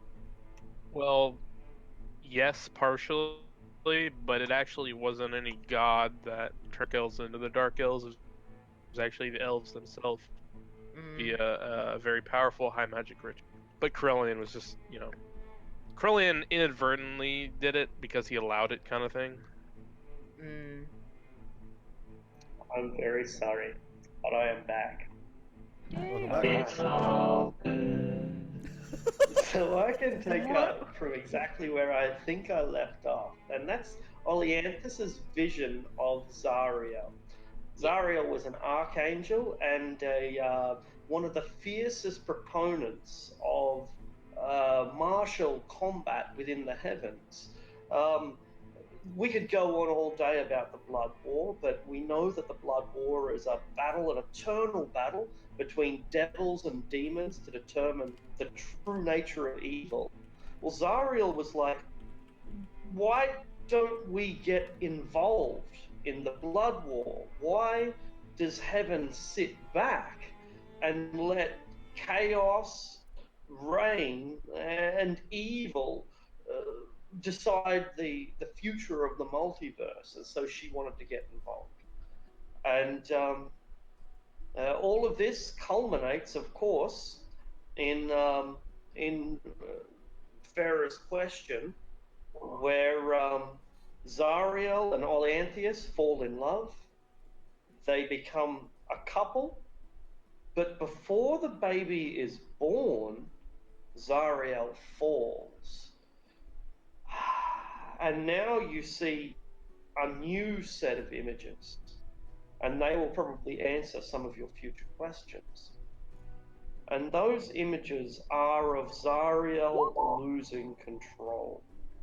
The Hell Riders come into Hell, into Avernus, and they can't win. They are just one army with a handful of Celestials against the combined might of being in the middle of the war between the demons and the devils. It was madness to think that they could even make a difference, let alone that they could somehow triumph. And so, between the hammer and the anvil, they are crushed.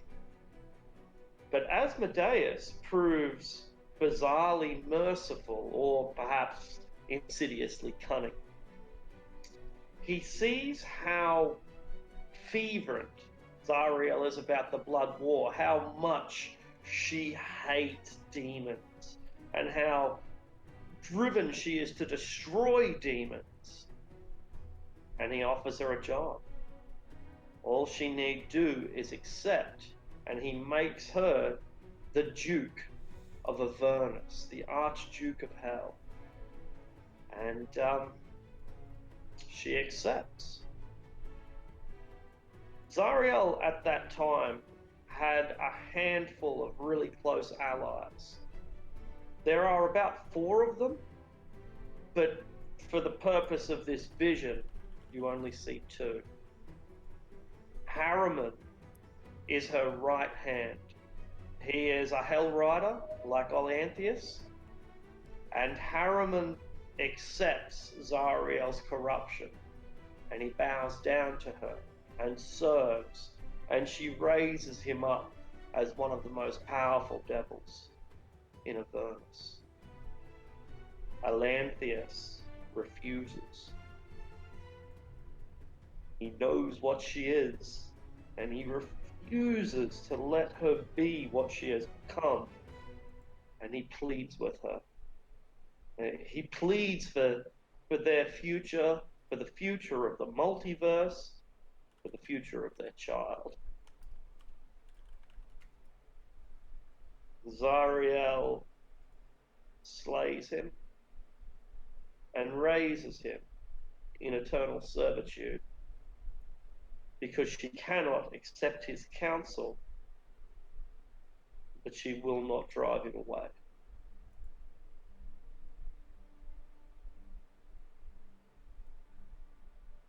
Later, a child is born. And that's where the vision ends.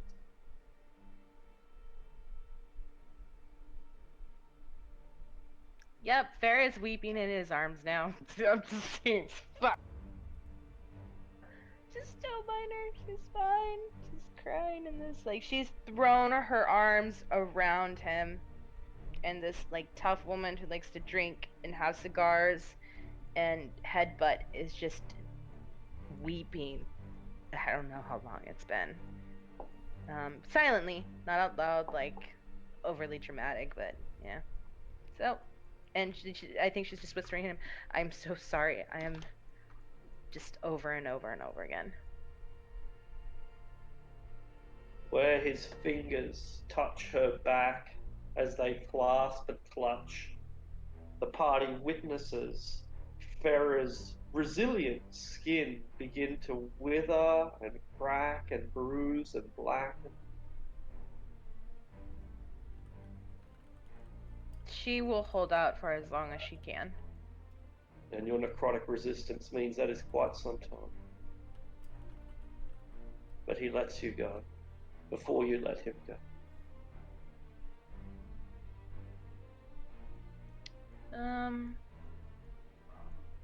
Yeah, she'll let go and regain her composure. Heal herself, if she needs to, and just probably drink some more and think a bit. Yeah.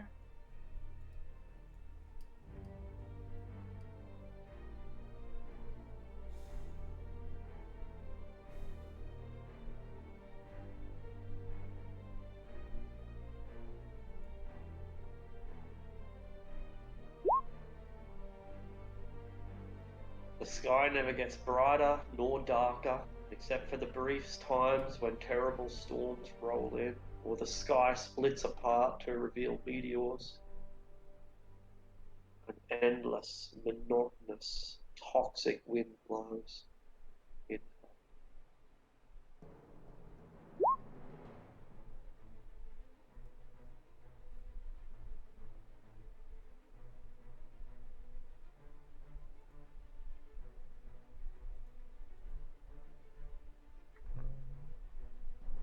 So onto the tower.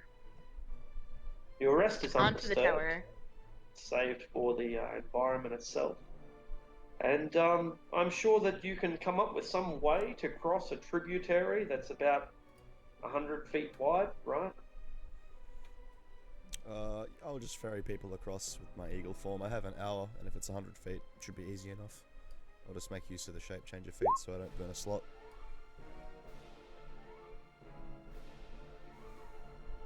Eagle Ferry it is. And you make it across the other side relatively easily. Do we stick as a group, or do we have some kind of forward scouts, aerial surveillance, scrying, anything like that?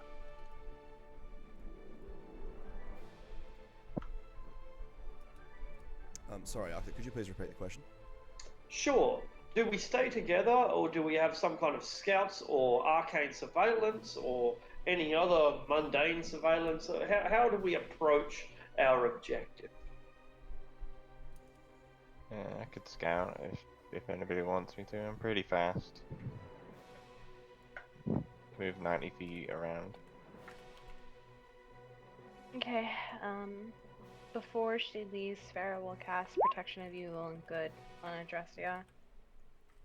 I'll try to prevent you from casting. Well, I don't know what you're casting, so no, never mind. It's just that out of character, I have an amulet that gives me that effect all the time. Okay, that's right. So, Well, waste yeah. spell slot. It's okay. She's got more. But now she knows. Because she'll probably tell you, there, are you protected from evil and good? Well, she'll nod and thank you, even though she knows she's already protected from evil and good, but the thanks anyway. Right, and then I'll start to scout ahead. All right. So what does that mean? Just walking among the rocks and rubble? Just Alright. ahead of the party, basically. Enough that I can How still see far them. ahead? Okay, cool. So like maybe 1,000 feet then? Yeah. So Sure. never so far ahead that I can't look back. That I look back and that I can no longer see the party. Your sharp senses would always hear the rumble of Keviak's vehicle even at this distance. So when the Tower of Rust comes into view at maybe a distance of about 3 miles, it's really unimpressive. Why do I even use the word 3 miles anymore? We know it's not 3 miles. Anyway, the Tower of Rust comes into view. It's not very impressive. It's crumbling, it's decrepit, and it wasn't very big to begin with. Probably about 80 feet tall. It seems to consist of a single shaft with a bulbous head on the top, kind of like a torch, kind of. In any case, it's pretty ruined now, and there doesn't seem like it's being defended by many creatures at all. You spot 3 giant vulture-like creatures, a handful of what might be soldiers, and a handful of what might be beggars, and I only mean a group of 5 or less of each. 5 knights, 5 guys dressed in rags, maybe only 3 actually, 3 of each, 3 knights, 3 guys dressed in rags, 3 of those giant vultures, and what looks like a small caravan, like the sort that a merchant from traveling along the tradeway might have. It's a bit more heavy duty than that and a bit more barbaric, perhaps a post-apocalyptic sword coast wagon. But it seems regular enough. It's got 4 wheels and a tarpaulin over the top, and you're pretty sure that there are goods in there. So yeah, a handful of soldiers, a handful of beggars, a handful of merchants, and a handful of things that might be giant vultures, really big vultures.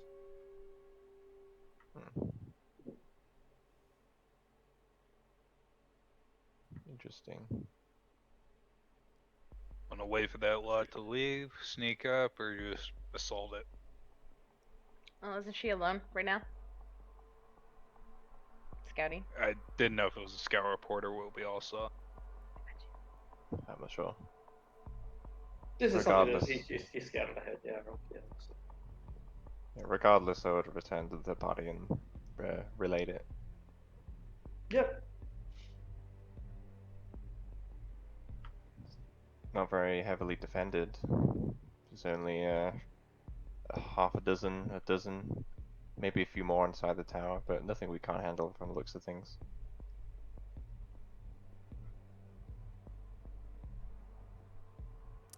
Good. I've been meaning to. Although, this is hell. Looks can be deceiving. I've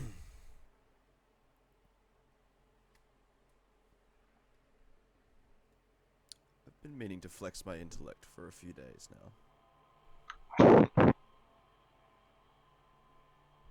Oh yeah, it's big brain time. Essentially, yes. I say we may waste no time. Quick, direct. I imagine this Arcanoloth is not expecting anything of the sort. Might do well I agree. It might do well to find out what this caravan is about, though. I don't see it being anything good.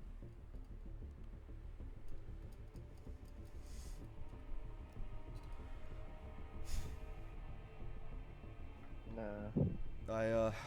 I do not wish to waste any more time, and I'll start making my way over there. All right. So the whole thing comes into range at a distance of about 3 miles, and when you're at a distance of about 1 mile away, you know, we already well and truly understand the strange nature of geography. It doesn't need to be repeated. When you're about 1 mile away, do you come up with any sort of game plan, or are you still just relying on what you can see, which is 3 big birds, a tiny clutch of soldiers, what might be monks or just people dressed in rags, and a little merchant wagon, with all of them parked out or defending outside a rusted, almost pointless tower, which you can now at least see has a jetty that connects to the River Styx. Do you have any further plan, or are we just waiting until they dive bomb us and retaliating? I could have a little bit of a plan, maybe. Then let's hear it. And there's, if I take up a position behind some rocks, perhaps, or some sort of debris, say 300-400 feet out, if I can get that close, and just start picking them off, we'll see what kind of reaction they have. Like, you know, kick the hive, so to speak. So if there's more than meets the eye, we'll soon see them come buzzing out. All right. Yeah. Sound like a plan, everyone? Yeah, I'll second it. Yep. Sounds good. Gives us a bit of a chance to prepare for anything that might come out of there. Yeah, okay. Put some distance between us. Sure. So what distance does everyone else get to if Drastia is going to close to about 300 feet? I think if possible, Sanj will stay close to her. Is this 300 feet actual distance or 300 feet Avernus distance? Well, that's a good question, but we'll assume that they are the same thing. Yeah, sniping in the material plane is hard enough. Trying to snipe in Avernus has got to be some mindfuck stuff, kind of stuff. 330 feet? I don't know. Well, does it work Right that next to her? Is there a reason for us to be away from her? since Yeah, I it's think we'd happened be to together. us, since it's happened to us several times, have we figured out whether or not this whole like nothing's as close as it seems thing Is it like we move slower than we think we do, or everything is further away than it looks? Can we? You can make an insight check if you want, because neither of those seem to be accurate entirely. Both correct, but neither accurate. Yeah, you can't. Keviak can't work it out. It just seems to piss you off. That's all. It just pisses me off. It's hell. I mean, it makes sense, but Yeah, I guess it does, right? Maybe there isn't a point. maybe it's just a bad batch of shine. Man, Maybe it is. In regards to, is there any point for us not to be next to Adrastia? Then the answer is absolutely yes, because I think Adrastia's whole idea is to basically be a sniper, and she can't do that if she's got a bunch of knuckleheads hanging around. Well, by next to her, I mean 60 feet out. That's 30 yards for her to do whatever she needs to do, or 20 yards. 60 feet is basically right next to her. These are great big blasted landscapes with only a handful of sort of rocky outcroppings here and there, providing very limited cover against the blistering sky and the toxic fumes. Really, if you guys are going to break the 1,000-foot mark, if you're going to get any closer than about 1,000 feet to the tower, then if that giant vulture has anything like the sight of an eagle, then you're going to be spotted immediately. They might have already spotted you. They might have spotted you at 10 miles away if they're giant eagles, for all we know. Like, maybe this is just a fool's errand. But yeah, a distance of certainly if you get closer than 1,000 feet, then you'll be making sneak checks. yeah, if the cat's out of the bag, I say we maintain normal pace towards our objective, and as Adrastia begins to fire, we can adjust as required. Sounds good. All right. And also, no need to worry about me being fine on my own. If the worst happens and I get swarmed, I can always create an extra dimensional space that I can hide within for an hour. Yeah. Good old rope trick. If I'm within a certain distance and you require some aid, and I'm able to catch wind of it, I'll be there. Cool. Till then, good luck. I can definitely see what's going on then now. Like, we're like Mad Max, just wandering across the apocalyptic wasteland. If anyone can see us, they can see us. We're heavily armed. If they want to bring it, they can bring it. Meanwhile, Adrastia is headed off by herself at some range. The distance probably not too important. To try to get a vantage point so that either when things turn hostile, she'll be ready, or more likely, she'll be the one to turn things hostile. So, yeah. Everyone can make a perception check at disadvantage, except for Adrastia, who makes it at normal, because she's closer. I'll also have pass without trace up, just to aid my sneakiness in getting closer. That helps.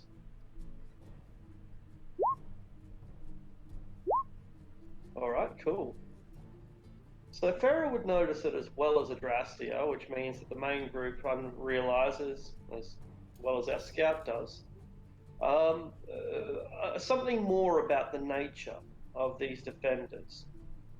First of all, the caravan looks like it's come from Faerun, specifically from Baldur's Gate. There's an organization called the Seven Swords. The Seven Swords are nominally a trading house, but more particularly they deal in weapons. They are weapons and poisons dealers, supplier of cults and mercenaries, and basically anyone else who wants to buy a blade. Those guys wearing rags are probably necromancers. They have skulls hanging around their necks and in bangles, as if it's a kind of that's right, that's them, exactly them. The skulls, the decor of their design, skulls on top of staves and so on. If it doesn't scream necromancers, then they're necromancer wannabes, one of the two. Um, the giant eagles or giant vultures aren't birds at all, but rather humanoids, giant demon humanoids. I'm not sure if you've seen a demon vulture before, but I think you probably might have. I'm not sure. Been kicking around hell a few days now. I mean, Like the We have what about like the Vrox that we saw in Undermountain that one time? the Vrox, that's them. So there are 3 Vrox, demons. We all know that this is a place of devils, but demons do invade. Evidently, there are some demons perched up here, but it's the 4th group, the group of 3 knights, that is probably the most shocking for each of you, because they clearly wear the insignias of Bane. These are 3 of his blackguards, Bane's most trusted elite knights.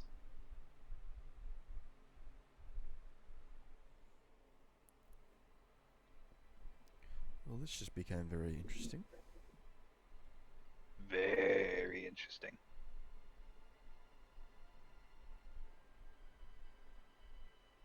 By the time you've entered their vision, the Vrox have taken to wing, and the military forces are beginning to array themselves in some sort of defensive position within the rusted walls of the tower. And they've seen you, you've seen them, and they take up their defensive positions.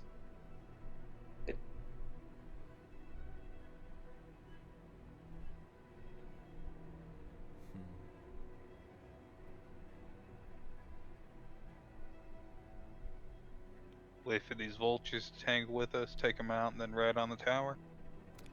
Assuming they leave, and yeah, if they are making their way to us, that's a good call.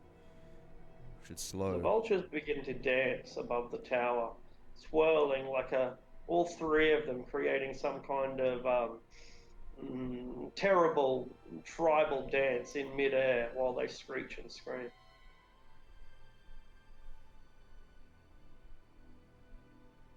It appears they'd like for us to approach them. It's about high time we oblige them. We could try to bait them out by putting one of these pure innocent maidens up on the roof of the motor.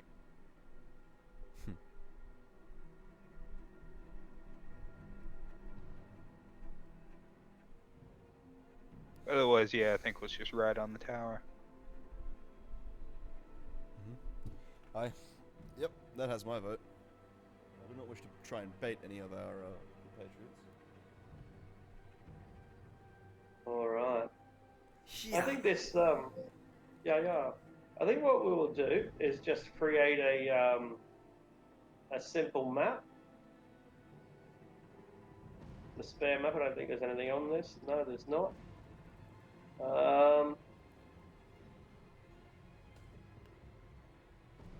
They get into basically defensive positions, except for the Vrox, who are dancing high in the sky, putting themselves at, trying to make themselves as impossible to hit as they can. What that kind of leaves you guys to determine the range at which this battle unfolds. So what range is that? Do we start charging out from 500 feet and just rely on our long distance assaults to win the battle, or what are your tactics? Should we get up close to the tower and try to pick off the birds with bows or something, maybe, so that they either have to come at us or get picked off? Yeah, the way I see it, we have the range advantage. I don't think any of them can attack us from 400 feet out.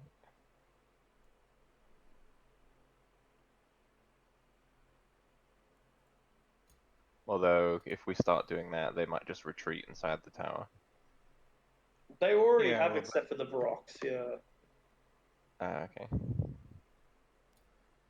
Alright, if the birds are staying out of range, then we should just make our way closer to this tower. Force them to come down to us. And as they begin to descend, we can start to strike from range until they are eventually upon us. I assume they will reach us before we can drop the 3 of them. Yeah, I like the idea of just approaching the tower, and once they enter our respective ranges, we start engaging as we go. All right. So what sort of what's the maximum range do you guys start firing at then? I can start firing at 400 feet without disadvantage, so... I'm at 120. I think without expending spell slots, I'm at 60, but I'm probably just going to wait till we get into a bit tighter quarters to start hanging out utility spells and so on.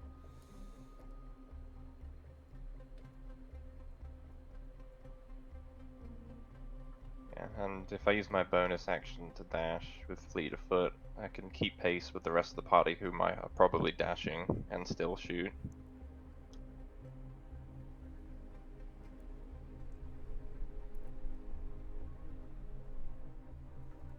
But I guess that would mean I'd get like 3 or 4 rounds before just myself, which is kind of boring.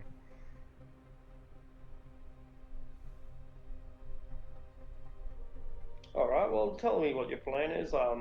Once you basically agree on it, and I guess the main thing I want to know is at what range do we begin the battle? Because we are the ones who are launching it. We are the attacker. I mean, if the rocks just do defensive, the round shouldn't go bad that slowly. So probably whatever range you want to do from Drustia, and then I guess everybody else would basically just be dashing. So I mean, it shouldn't take that long.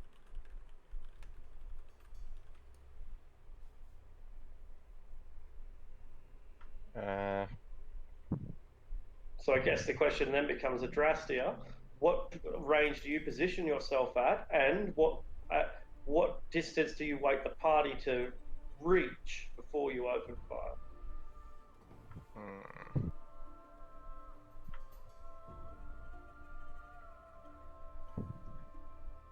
Well, judging by the fact that the rocks are dodging around, they're going to be kind of annoying to hit. I don't have infinite bolts, so probably get a little bit closer. So I guess I'd start shooting at 200 feet.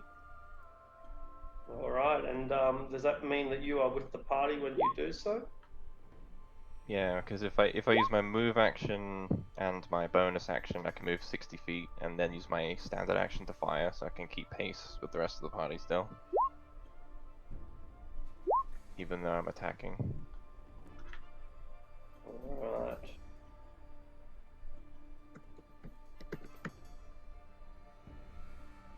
Okay, it'll take us a little bit longer to set up, but I think that we've got it under control now. Sorry, what was the number in Drustia? 200 feet.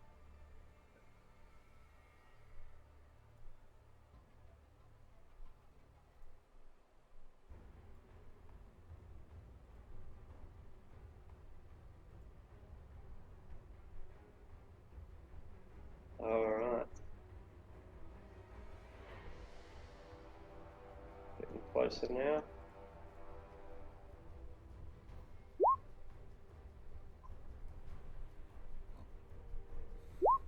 Gotta love that paladin initiative.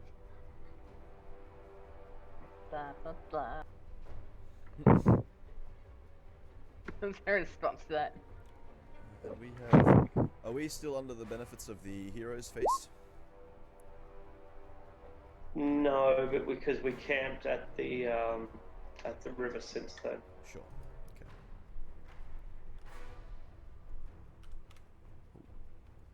So I will give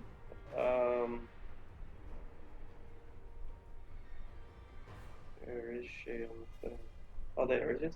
I will give Farah control of Olanthius.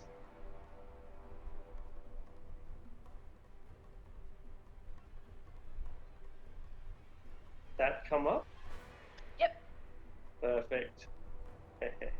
Hilarious. All right. So you can add him to the initiative if you wish. Oh, he's a And death knight. we will begin the combat as soon as I've rolled the initiative.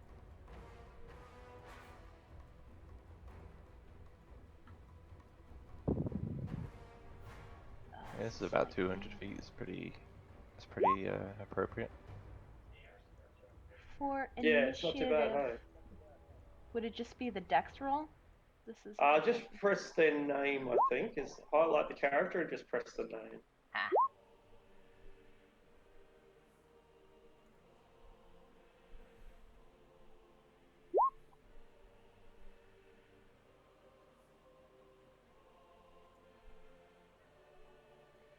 Oh god, I can already see how this is gonna go.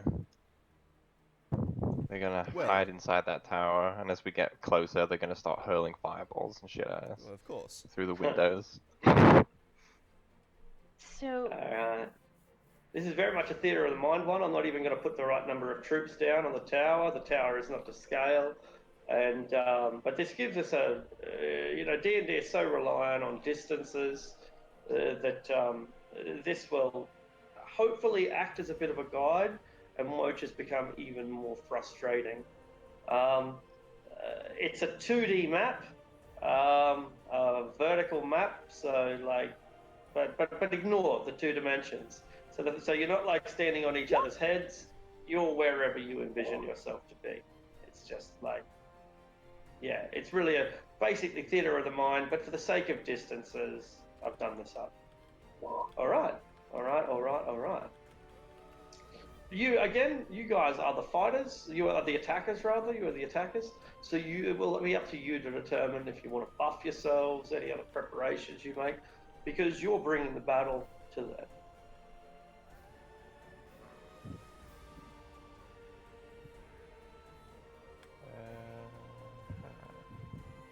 I'm going to, just before we start shooting, I start shooting rather, hit myself with greater invisibility for that sweet advantage.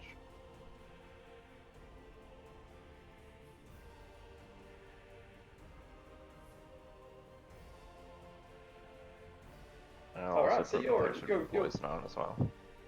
Okay, cool.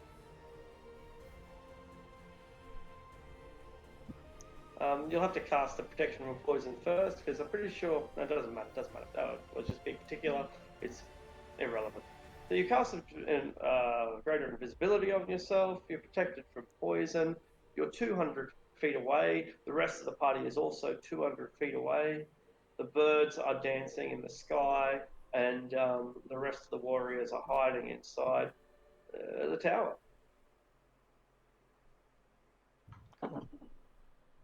How does this begin, Adrastia? Well, as soon as I disappear, I'll start trying to shoot at the dancing Brocs, who will find it quite difficult to dodge my attacks now that I'm invisible, I imagine. They will indeed.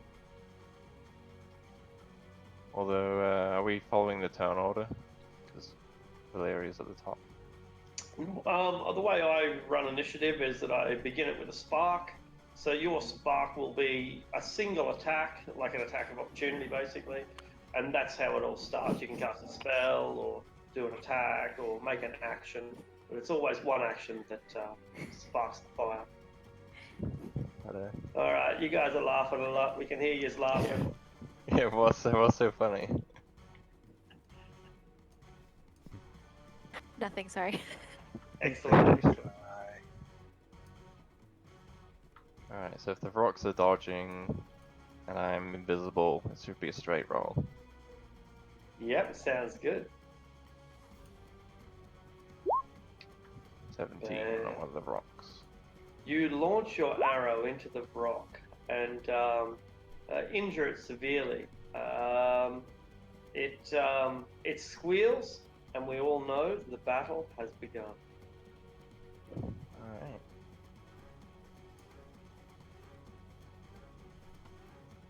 So here we are, 200 feet away. Valeria. The rock has screeched. You see its feathers fly. What comes next? I dash. That's it. Excellent. Run Too forward. easy. We can move on. The Death Set of Baal. They are already taking cover at this stage. You can't see them as far as you're aware, but He's ready. And he's ready for someone to get close enough for him to assail. Trying really hard Master not to say of- fireball there, weren't you? kind of. I think it only has 120-foot range. Maybe. Wouldn't be so sure about that. Alright. So too do the Master of Souls who are led up in there. They're waiting, but they're ready. Adrastia. Okay, let's see. I will move here using my movement and bonus action. And then I can't see any of the humanoids, I don't think. So I'll keep shooting at the rocks. Alright. The same one? Yeah, I'll keep focusing on the same one. 16. Yep, For that's enough. 22. Alright. 17. Yep, also enough. 19. Piercing. Okay. So how much have you done in total, including in the first round? I'll calc that up. Yeah, thanks, Sanj. 67. Massive amounts. Still got one more if it's still alive. Yep, still alive. Another hit. 67, Another 20. 71, 91. Brutal. It's still flying, but it's been absolutely brutalized. Damn thing. Die. That's it. Okay, with my bonus action, I will cast Expeditious Retreat upon myself. Dash is a bonus Alright. action. I am also going to channel a bit of my magic into my stone, given that it's a transmutation spell, increase my movement speed by 10 feet. Brilliant. And so, I am now going to use my movement. 40. Yeah. I'm going to dash an additional 40 to here. And I will use my main action to dodge. And that is my turn. Alright. Alright. Keviak. Provided you let me use it in battle, what's my effective movement speed if I'm riding that hell? Oh yeah, you can use that. Totally use that in battle. The speed of the hell cycles are 80, I'm pretty sure. Yeah. However, they require an action to drive them. Like operating them as an action.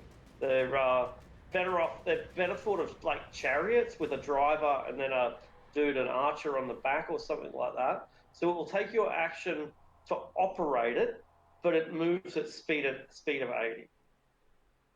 Oh.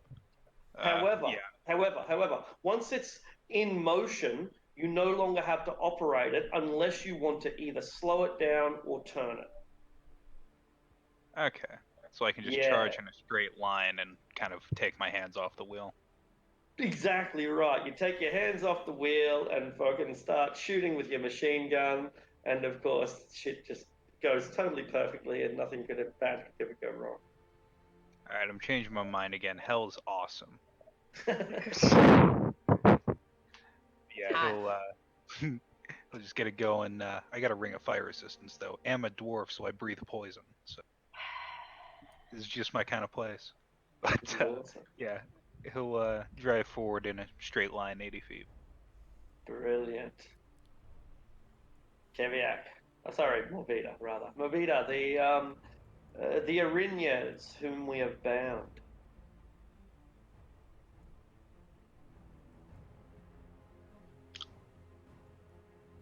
She will fly 60.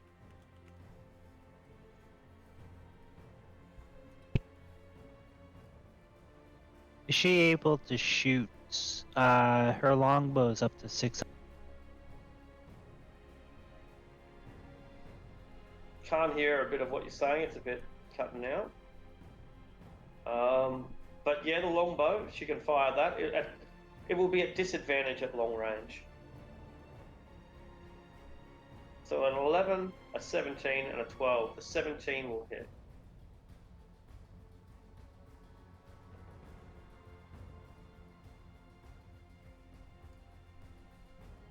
All right. Which of the Vrocks did you strike? Or assuming you did strike a Vrock.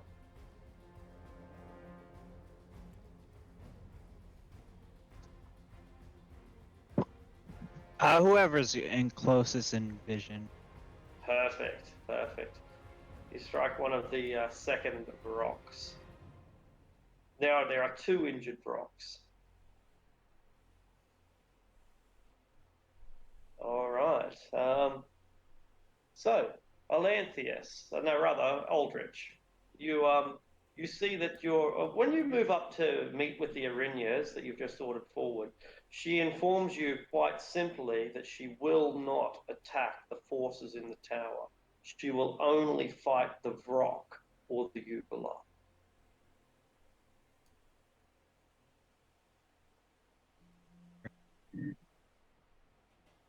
I dash and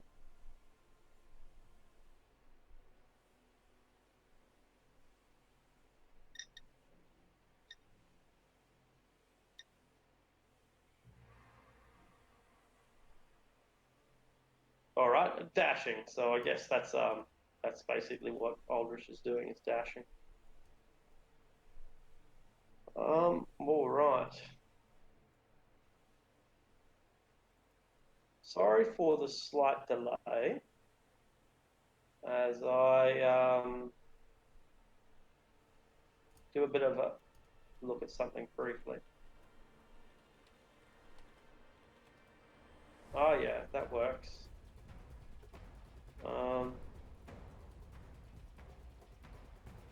Okay, cool.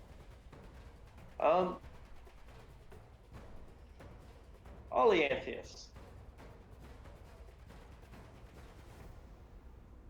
He will go to Farah and grab her arm, and they'll ride the steed. Yeah. On her turn. So yeah. All right. All right. So speed 60 on your turn. The blackguards are waiting for you to approach.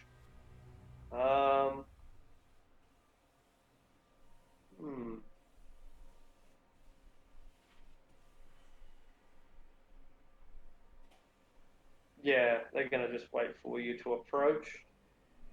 All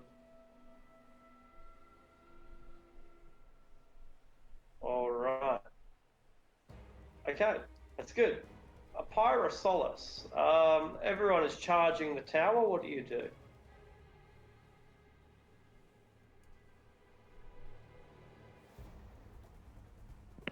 Let me see.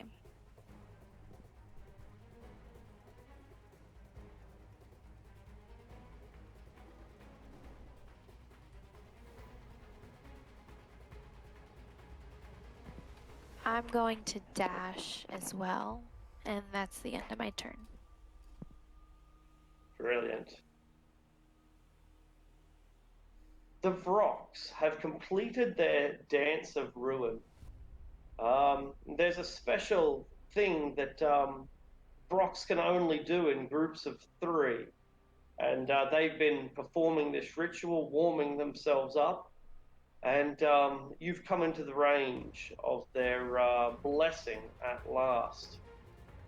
Sanj, you are the initial target of a bolt of lightning that launches itself and then bounces. The DC is wrong, by the way. The Okay. DC is, let's see, 8 plus, must be 3, 5. DC is only 13. 13. Okay, great. I think I have advantage because of the dodge action. It's a dex save. Excellent. And I will also use my reaction to absorb elements to reduce that damage even further. Excellent. So I should have included the spell description. We'll stick with this damage. but this will now tell us what it actually happens.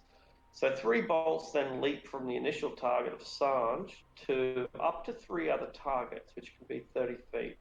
Target can be a creature or object and can be targeted by only 1 bolt.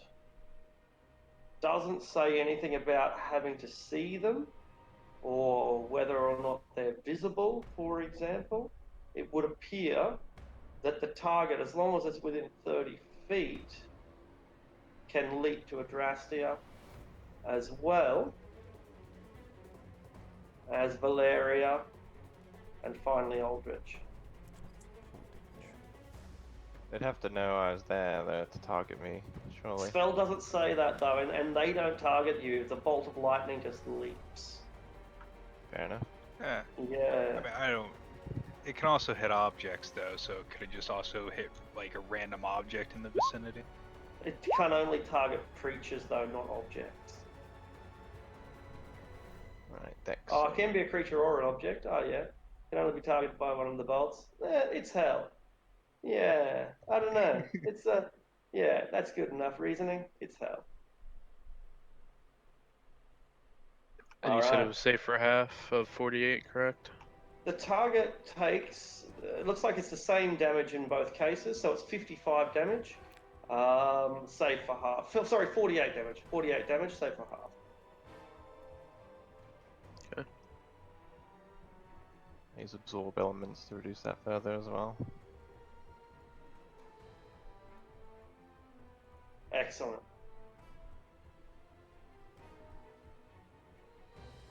Alright. I got a... And con save for invisibility. Oof. Right, so that drops my visibility.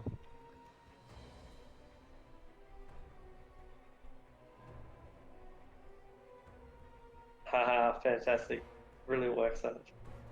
Alright. And one of the Vroks just about collapses from exhaustion after their spell is cast. Farah.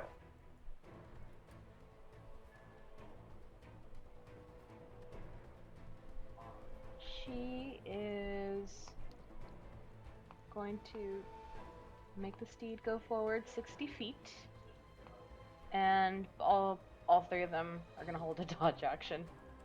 Excellent. Valeria. We'll continue running, and as my action, I will conjure that small sandstorm that surrounds me. I cast Shadow of Moil, but that's it. I'm done. Excellent. God damn it. I'll fix it. Sorry, ignore those. Death's Head of Baal holds its action. There are multiple Death's Heads of Baal. The Master of Souls, or Masters in this case. Oh, you're not going to like this. Naturally. 3 fireballs come, and apparently, according to this, fireball's 150 feet. Mm-hmm. It certainly is.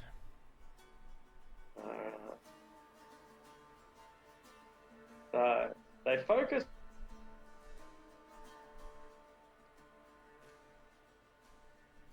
So they focus them together, and I'll find the little radius picture.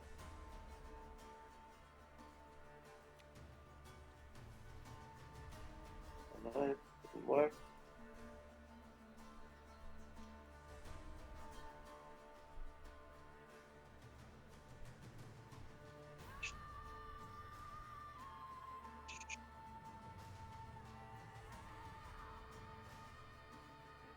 Let's see, how about that? That looks good. Alright, so 3 fireballs come in and they're all dropped on that spot. Great. Yikes. Larry in it? Sorry, I can't see. I'm lagging out right now. Yeah, you are. You're caught in that. Okay, I cast 2 Vistas. It's a reaction. Brilliant. 1, 2, 3. Oh, look, I gotta submit. Yeah.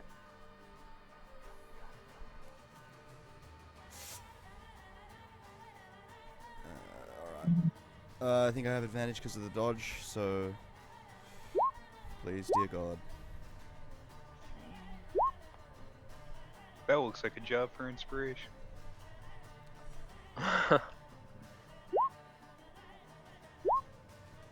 Oh, if damn, you're not within 10 feet. Okay.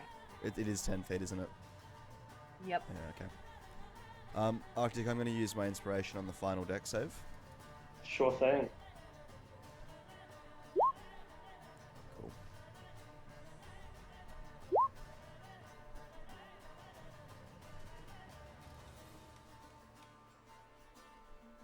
Yeah, you already used absorb elements, didn't you? That's right, So you yes. can't do it.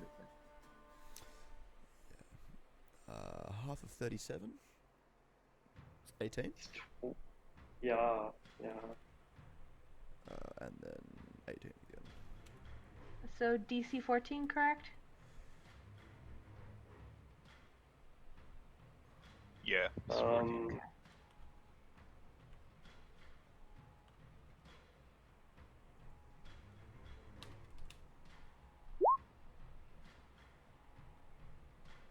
Whoops. And when the smoke clears, Adrastia, you can see that we are assaulting a hardened position. And sure, it's only a tower, but the whole thing is made of rust, right? And that rust serves as a kind of lattice where they can look through holes in the wall and point their fingers out and throw fireballs. And that's okay for you. If you're a sharpshooter, you'll be able to position someone even through such a tiny little hole. But we just did a cavalry charge and got blown up by artillery. It might be best to call this entire attack off. Then again, one of those rocks looks like it's hanging on to existence by a thread. I guess your actions will probably determine what everyone else does. Well, if I know this crazy party, I doubt they're planning to abandon the assault as... We didn't ditch that Get Yankee ship, god damn it, we're not backing down from there. It's just Yeah. a tower, guys. Is the wounded rock still dodging? No, they cast their spell and they're no longer dodging. Oh, it was the rock that cast that. Damn, I didn't know Yeah, could they cast do a thing called a Dance of Ruin. The three of them together summon a call lightning bolt. It's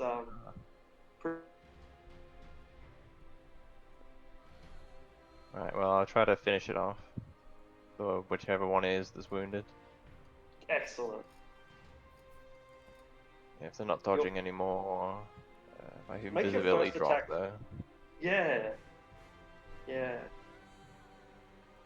What was that about making my first attack? So make your first attack first rather than rolling all three at the same time because it's pretty weak. Alright. Where's my macro? That's not what you want to see. Not really. That's better. Yeah. 24. You blast it so that its wretched body leaves behind nothing but feathers and bones, and a small portal is created that, like a tiny little black hole that collapses at the center of the rock and sucks it back to the abyss. Alright. And now the wizards in that tower made a mistake exposing their position. I'm gonna get my second shot ready. Well, it's my third technically, but my ability lets me attack 3 times if I miss. And I'll shoot through the lattice and hit the one who cast this fireballs. Unless So all three there were cast all three of them cast fireballs. Yeah. I guess this doesn't really matter. I guess the Master of Souls target him. Yeah. So each of these three are 3 dudes. So there's actually 9 dudes. Each of the monsters is 3. I'm just not representing it properly for reasons. So yeah, there are 3 Masters of Souls. If that's what you want to call them necromancers, call them wizards, whatever you want to call them. There are 3 of them. Okay, well, I'll target one of them. Yep.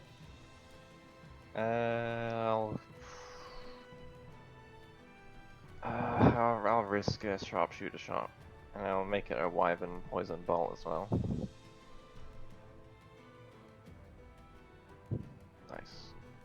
Easy. 24. I A feel like grievous the wyvern poison might be overkill, but Ooh. 24 poison on top of that if they fail the con save. 24 and 24. Alright. Yeah. Alright, let's give him a saving throw.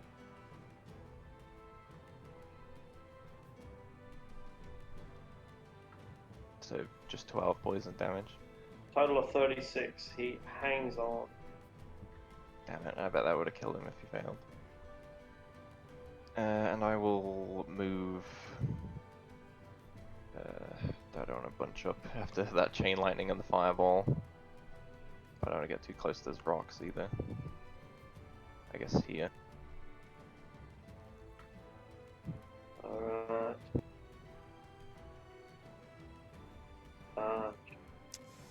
Okay, a couple of questions, Arctic. The 3 fireballs that have flown out of this tower, did they all come Yeah. from the same level of the tower, if that makes sense? Like They did, but the floor level. Yeah. The floor level, okay. And are there murder holes and small windows throughout the tower, or is it just on the base? And what's the story in terms of vantage points from within?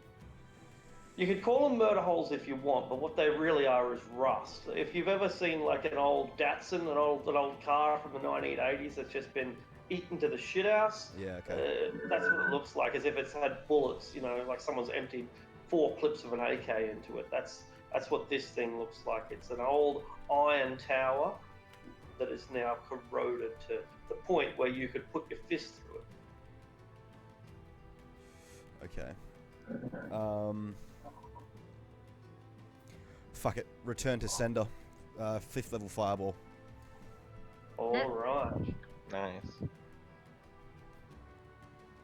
Okay, Give him cool. a taste That's their own medicine. Yeah, that'll probably hit the majority of them. And it is pretty sad fireball. But there are a lot of them that will, so it might be worth it nonetheless. One of the Masters of Souls will be dead regardless, so you blow up one of the wizards. The other 2.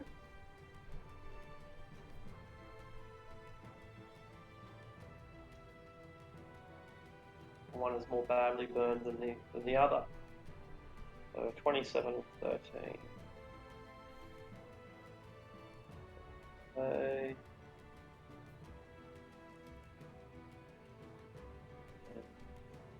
Cool. 0. So yeah, you kill a couple of the wizards, but there's more than just the wizards in there. There are others as well. So 2, 1 pass, and probably none. No, and 1 pass. Ooh. Okay, so what have we? How much damage was it again? There's 27 total. 27. It'd be 13 on a save.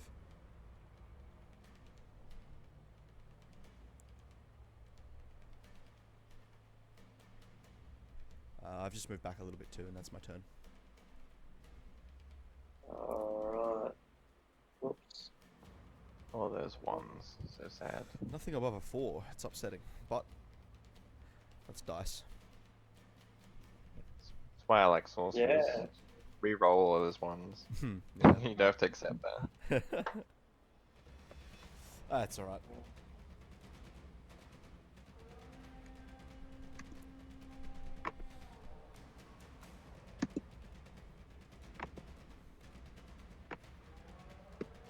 Taking a little bit longer than I thought it would.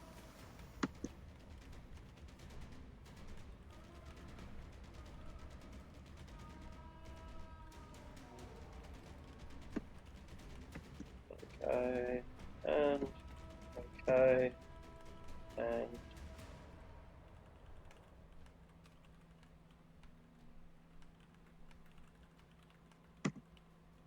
nearly done, sorry.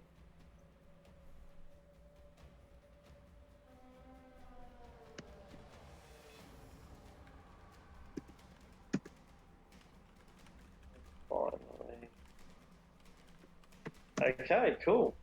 So, we throw a fireball in there, we blast them out. One man comes running out on fire and dies after running through the breach.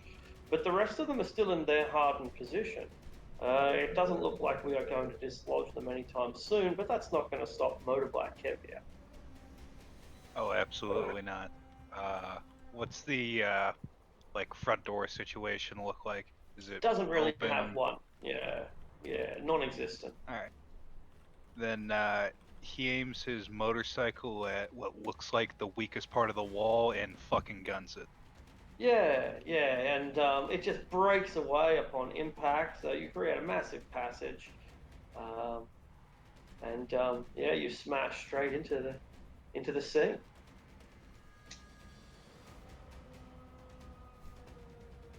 And yeah, he rages, hops off his bike, and is just ready to kill some fool. Brilliant. Well, Beta will focus on the Varox. There's 2 left.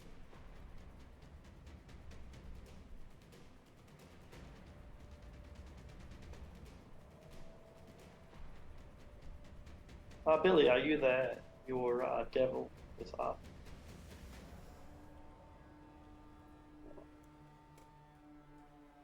Can you hear me? Can now. She's just gonna fire whoever she can see closest in the hole. She only wants to take on the Varox. She has higher orders than you not to attack the people inside the holes. She won't attack the Baneites, the Barlights, or the Merkelites. She'll only attack the demon, or if she sees the Yugoloth who commands the tower, she'll attack him. Doesn't she have to obey due to the fact of planar binding? Sort of. She does, yes, but she has other orders besides the ones you've given her from other people. She has to obey them as well, and those orders are not excellent.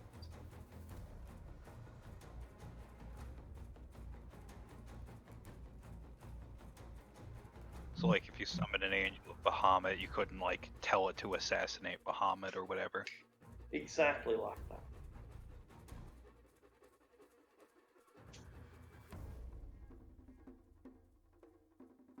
But she hates devils. She hates demons, Yeah. and she's happy to fight the demons. Leviatar is like lawful evil, right? That's right. And I there's only also- say because planar binding says basically she has to follow every command. Well, do you remember when she turned up? She told you that she will obey, but she has higher orders and she won't disobey that. So she has to follow your command, but she's planar bound by someone more powerful than you by far. And so nothing that you can do can override that.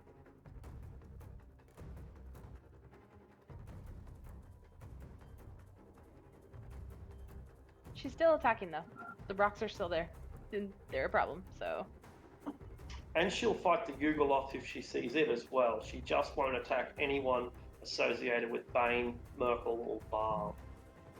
She isn't allowed to. That's the nature of her being.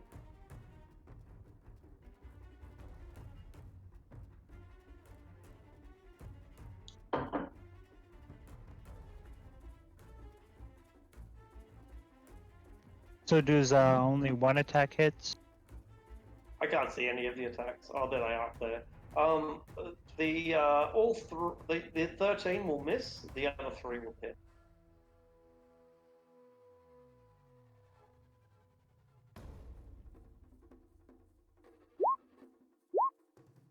All right. So what are we looking at? 24 and 22, 46, 46 and 19, 56, 65.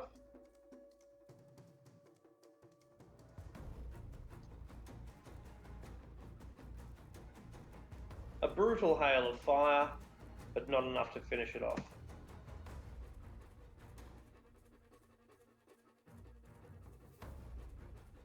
Aldrich.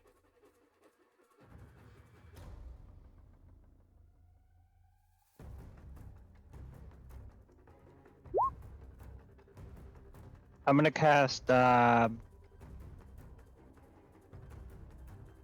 insect plagued in one of the holes, the 300 feet range. Brilliant, brilliant. 300 feet is massive. All right. DC 18.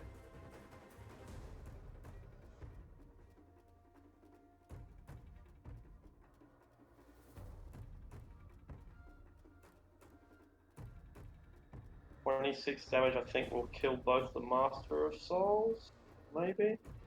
No, not quite. One of them is still alive.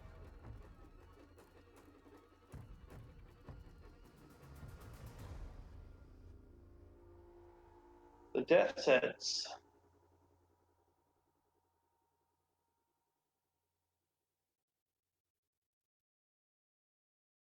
One pass, presumably half damage. Yep, half.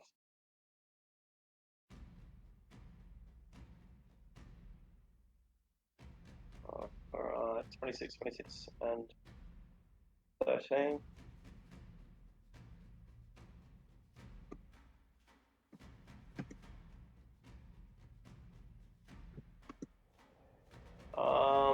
And finally, the Blackguards.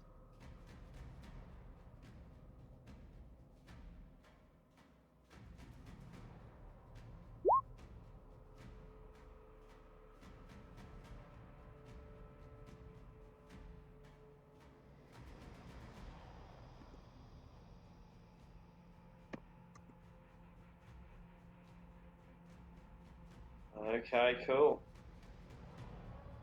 Now, before anyone else can do anything, nasty. Okay, let's just check something. Yep, that's right.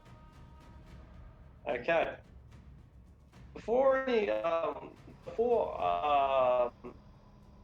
Antheus can move any further forward or dismount his horse or anything like that, the Arcanoloth appears through one of the walls at the top of the tower near its surface. It looks down and assesses the battlefield and sees Keviak, and he is close enough for him to unleash a powerful bolt of necrotic energy, which may end his life. Alright, GM layout, try that again. Much less dramatic that way. A powerful bolt of necrotic energy that may end his life.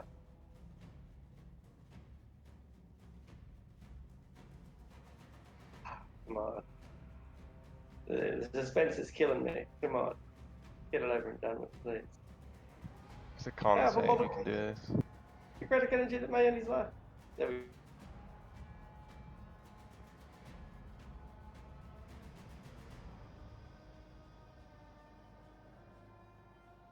That's on Keviak, if he's here. And still on Keviak, even if he's not. There we go. Half as much damage, half of 62, 31 necrotic energy. The Arcanoloth curses.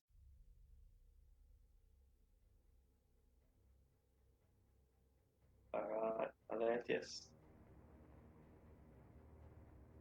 He will wait until Farah goes, and as soon as he is within 120 feet of the spot where Sanj unleashed his fireball, he is going to release, or Farah is going to ask him if he can to make a ranged attack, and he will do his Hellfire Orb in there once he gets there. He's the loose here. Hmm? The loose. Ooh, you're cutting out bad. Am I? Stop. He's the loose. Okay, excellent. Yay. Alright. So the Blackguards are caught in the plague of insects, not a nice place to be. So they don't want to end their turn inside the fortress anymore. They have no choice but to charge out. However, Keviak, when they charge out to meet you, 1, 2, 3, 4, 5, 6. All three of them hold in range within them. Put 3 down, even though, like, that's kind of weird. So all of them have their swords ready to attack if anyone, or glaives rather, ready to attack if anyone comes within range. But that glaive glows with a purple magical energy that seems unnatural and searing.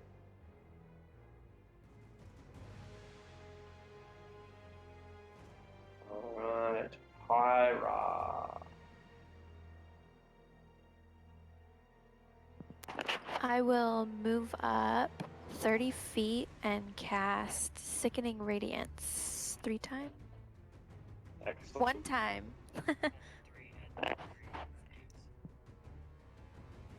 Alright, actual time. People popping out of the tower. Yeah, cool.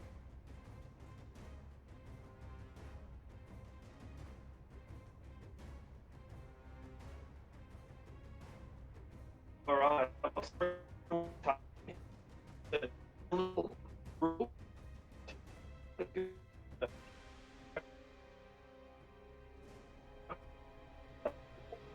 You're barely understandable. No, Arctic at all. Like, no words. I'll try switching back, maybe, to... Oh, look, this is what happened. I understand what's happened. 1 second. I think the Wi-Fi overrode the mobile. Am I clearer now? Yep. Yeah. The Wi-Fi's overrode. Put me back on Wi-Fi. The Wi-Fi sucked. Anyway, I disconnected it. What I was saying was I was trying to explain to Pyra how to use the ruler tool so that she could point at her target. Maybe someone else can explain.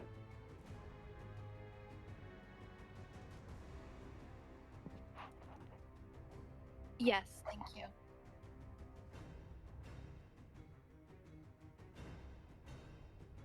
Cool. Oh, we got it. Thank you. Excellent. So could you point at who you're targeting? She's targeting the 3 guys that popped out of the tower. Okay, cool. Thank you for that. No worries. So I'll give them each a con save. 1, 2, 3. And what does Sickening Radiance do in addition to damage? Is there any other effect?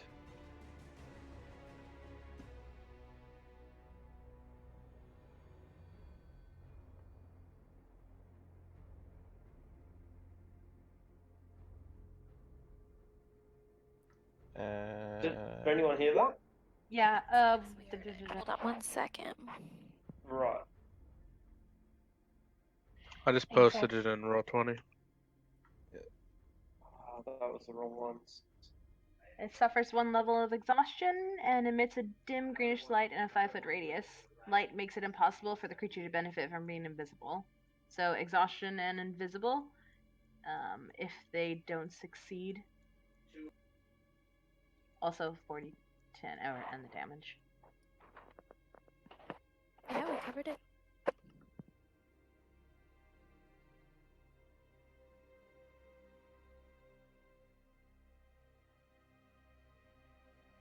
All right. If that's your insect plague, it would have been cast in here, which is why they ran out. No, that radiance is where I put that is where she casted it. That's the Sickening Radiance, is it? Yeah, where I put my copy token with the circle. Oh, so it's an area effect spell, is it? Right. In a 5-foot radius, or? The 30-foot radius. Okay, cool. I can't quite understand. All right, never mind. The fault is mine. So you get cool. It suffers 1 level of exhaustion. Yeah, cool. That's what I thought. I wasn't sure about that. That's what I wanted to check out. Sorry if this is taking a bit long. Okay, cool. Um, so it all but one of them, rather two of them are go green and weaken before your fetid blow, but one of them shrugs it off. And in any case, they've still got their blades ready for impact. But that impact is disrupted by the enthusiasm of the Vrox, who dive in to tear apart Keviak.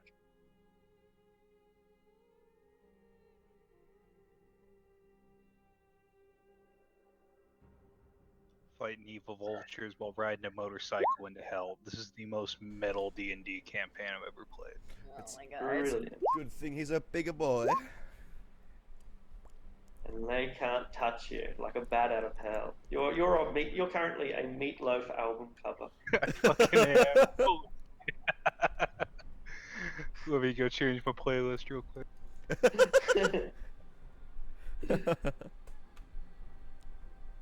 Alright, Sarah. She urges. Well, actually, here's what she does. She casts Aura of. A 30-foot aura around her. Resistance to necrotics, and if someone dies, they regain 1 HP at the start of their next turn. Also, no minus health hit points.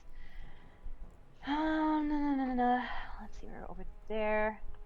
And we are gonna move right here, and then Oleanthus is gonna cast his ball, Hellfire Ball, right there, in the middle of the entire friggin' group.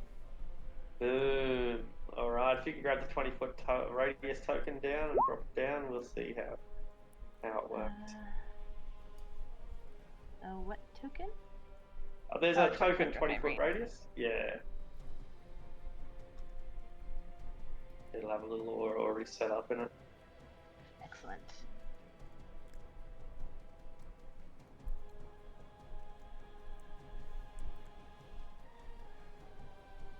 Ah, shit. I am so sorry, Keviak.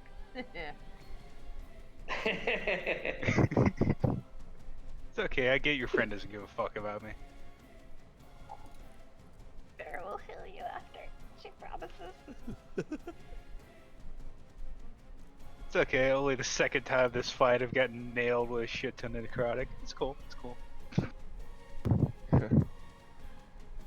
Ah, good thing I got Dex for. Oh, that's con shit. Actually, Fuck. she would have. I'm gonna spare that. And same fucking result, god damn it. Just nukes Keviak. Addressio approves.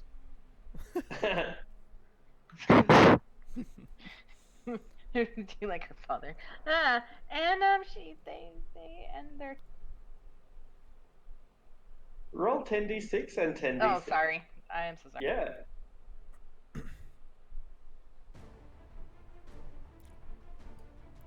"23 fire and 33 necrotic." At least I still have fire resistance, but Bear will heal you after this.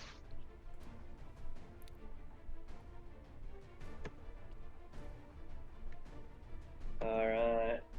We blast the wings off the Varrock and severely injure the blackguards, but don't kill any of them outright.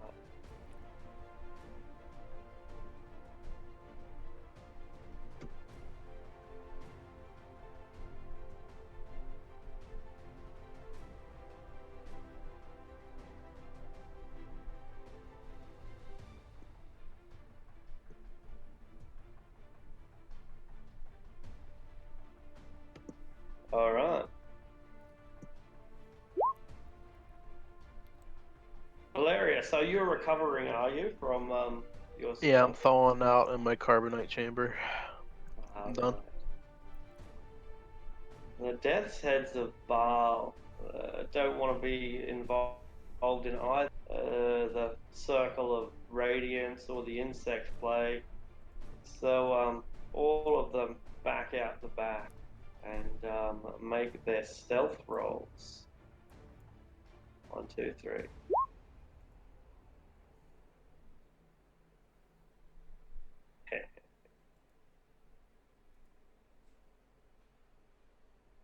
Last Master of Soul. Oh, no, he was still. There was still 1 on 6 hit points. There was 1 Master of Souls left. He is going to die. Oh, he's caught in the necrotic radiance as well. That would have killed him. I didn't realise that. Even if he's saved, he'd be dead. All right, that's him. Okay, so Adrastia. Hello, Yugoloth. Is he? Did he like duck out of view after casting his Finger of Death spell? I'd assume. Yeah, to a degree, but because there's so many holes in the thing, you can still see maybe his paw or his cloak. It's kind of like a junkyard dog that's desperately looking through that one hole in the wall as it barks at you wildly. It's a bit like that. Well, if I can see him, I can hurt him. Yeah. So that's what I'm gonna do.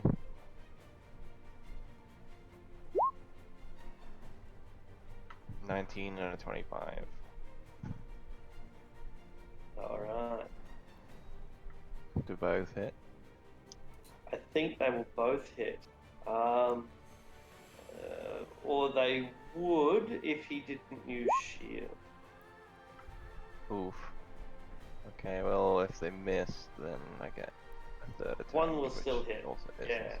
But the 25 will still hit, even with the shield. Right, will the 22 hit? No. Yes. Yes, it will. Armor class 17 plus 5 is 22. Your shield is no defense against my accurate bolts.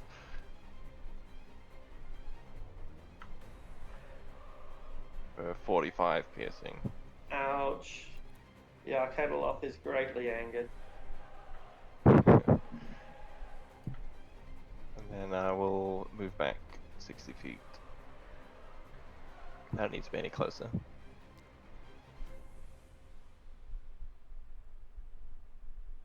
Well, Sanj, this has been a brutal fight, but it looks like our superior tactics have turned the tide. Yeah, you know, there's I mentioned wanting to flex my intellect, and I'm feeling confident in my abilities. Let's play a bit of a gamble here, but let's do it. I dimension door up onto the top of that tower. Ooh, okay. Taking a page from Lucius' book. Are you sure you're flexing the right muscle here? Absolutely. Huh? This This is big brain time. So I Look at just the size of my brain. so In your face. Sanj almost like look up, and then I shrink down to a really small size, and then just up the top of the tower, maybe 10 feet from behind this this fellow. He is greatly agitated by your sudden arrival. You see his shield glimmering around you. Him. Greetings, fool. I am your end. That's my turn. Ooh. Them's fighting words.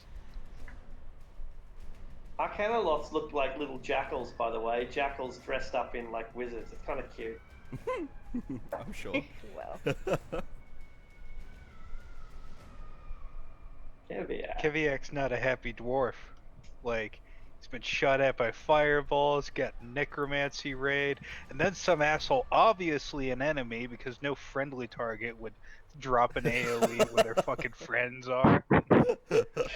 Just threw a hellfire orb at him. And he's pissed. So I think he's gonna frenzy, and he's still got a rock flapping at him. He does. I guess he's gonna focus on that one first. How's it looking, injury-wise? Like it's about half gone. It's pretty severely disrupted. All right, he's gonna start recklessly swinging away.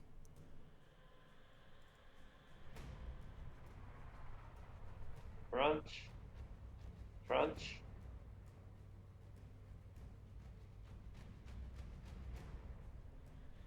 Well, 13, 25. The rock is hanging on to this plane, but the vortex has opened. And crunch. Ooh, it's very weak at this point, but it will have its revenge.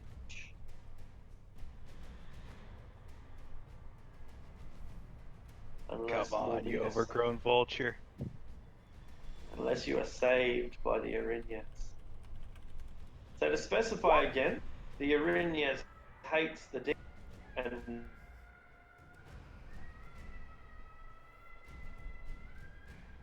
27 on which creature? I guess the closest of whoever she can fire to. The Varrock will be almost certainly taken out by that perfect blow. Oh, definitely. And the other ones won't hit, even if she fires them into the Arcanal lock, either the battlements or his arcane shield. Aldrich, you're up.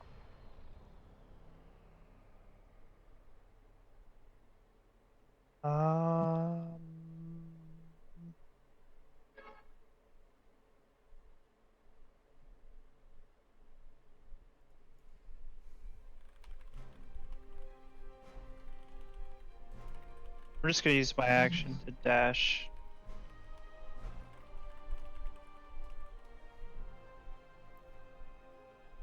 And yeah, I'll just dash, and that'll be the end of my turn. All right.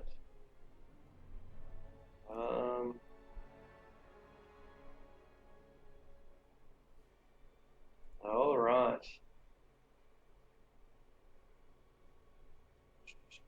Run out of a lot of options. Thought he had an option, but he does not. Because this is let's see. All right. Yeah, that's not real good.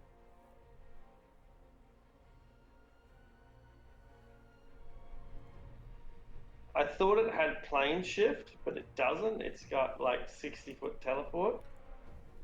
Uh-oh. Alright, so the best he can do against Sanj is just get rid of him. I will counterspell that. I should have said that I was casting a spell. Yeah. After I pressed the button, I realised you tried to counterspell. Yeah, I'll counterspell at 4th level, so I don't even have to make the check.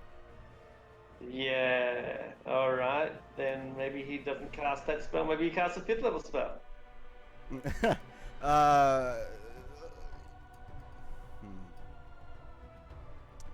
Okay. If I'm unaware of what level he's casting at, that's fine. I'll just cast it at the base level and make the check. That's fine.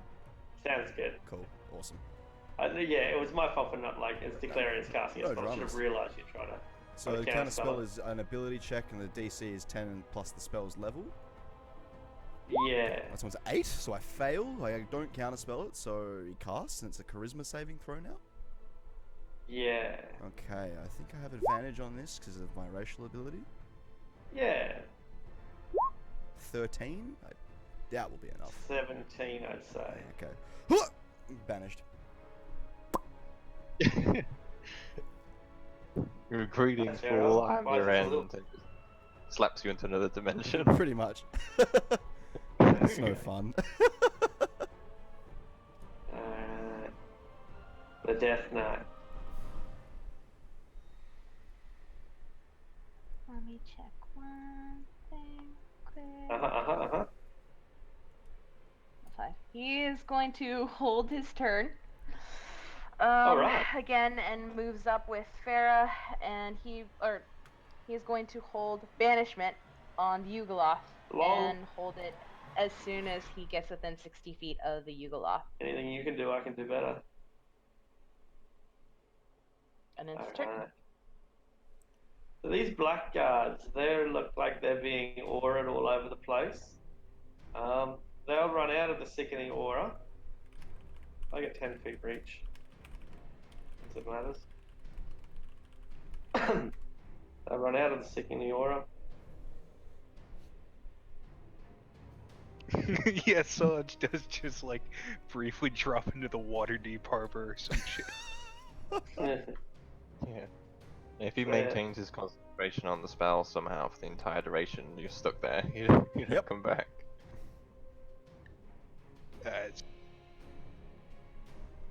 Kiviak would never leave his boss in the lurch.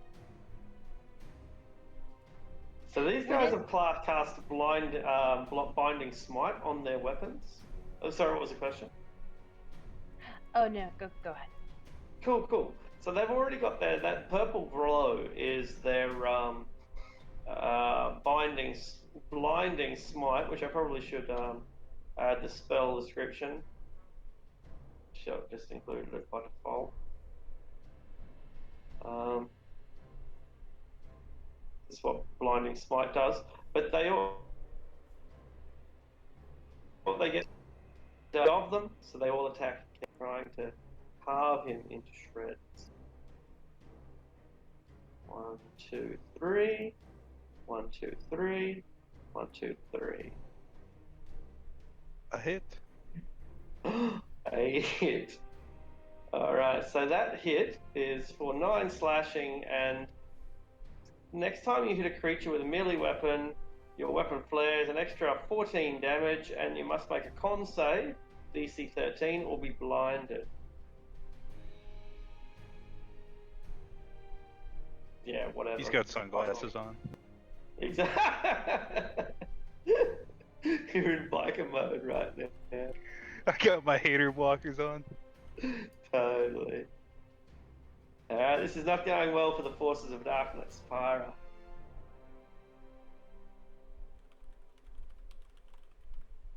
I cast Eldritch Blast at the closest one.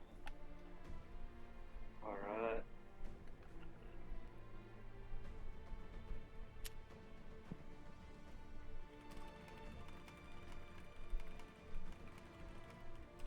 Boom, boom, boom. All 3 are successful strikes.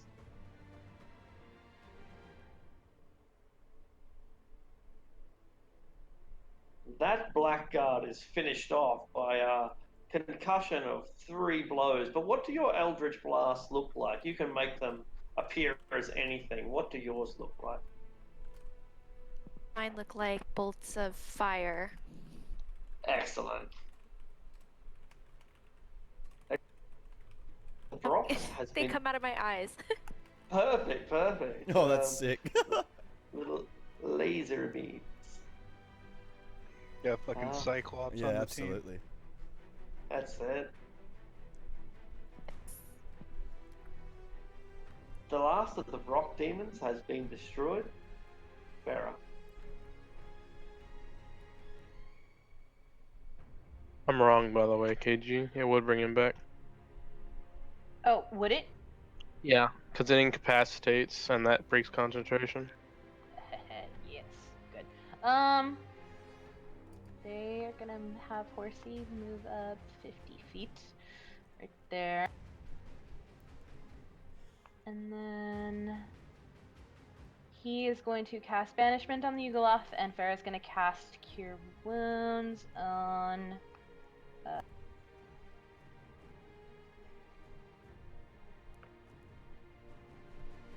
Sorry about my dad. Yeah, basically. He said you He's could really handle it. overprotective of me. Alright, brilliant. So the Arcanoloth must make a charisma saving throw, eh? I think they have magic resistance. And here we go. Oof. Try. I do not have healing word. She only has cure wounds. So, she will Ray of Frost. This one right here. Boom. Ignore the radiant. Just 12 cold. Brilliant. It's enough to blast him into a block of ice, weakened as he already was by the sickening radiance. And the Arcanoloth calls down from the battlements. I surrender! I surrender! You can kill them all! Kill all of the minions! They're not mine! I don't own them! I don't want them! But please, spare me!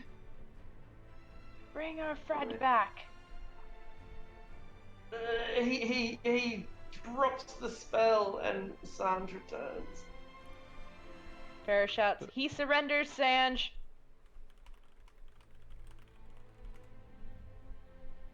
Oh, God.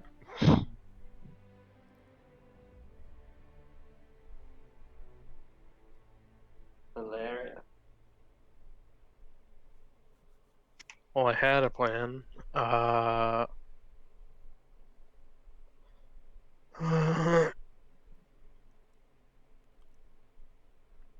So there's only one guy left, is that right? There's a couple of minions, like there's 3 bar lights that are hiding, there's 2 Bay Knights that are in our face, but yeah, the battle is so won.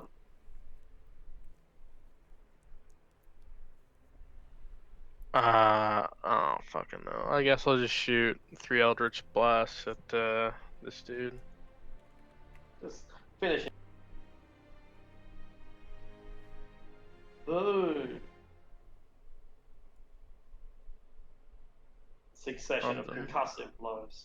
I'm just gonna walk forward a little bit, but yeah, I'm done. Excellent. The Death's Heads of Baal try to flee. They probably managed to do so. I guess it's Adrastia's perception against their stealth. Yeah, if I spot them, I can shoot them quite a lot. Oh, that's really high stealth rolls, except for that one guy. Yeah, you finish one of them off, and the other 2 will get away. Yeah, I don't think there's... Yeah, I'd have to get a nat 20 to notice the 27, and then it's impossible for me to notice the 30. Alright, the Arcana Loft is at your mercy. The Rusted Tower consists of basically 2 or maybe 3 sectors. On the ground floor, nothing but rust and ruin and scorched bodies of necromancers, and a well, an empty well that you could look as far deep as you wish and there's nothing to see. The other sector that really matters is the upper place, just like an office below the roof, if you will, a chamber. And it looks like this chamber is not only set out for meetings, there's a central table with several chairs around it. There are also countless books and spell books, mostly, almost exclusively spell books, that line the shelves of this library, creating an arcane library that is as impressive as anything else.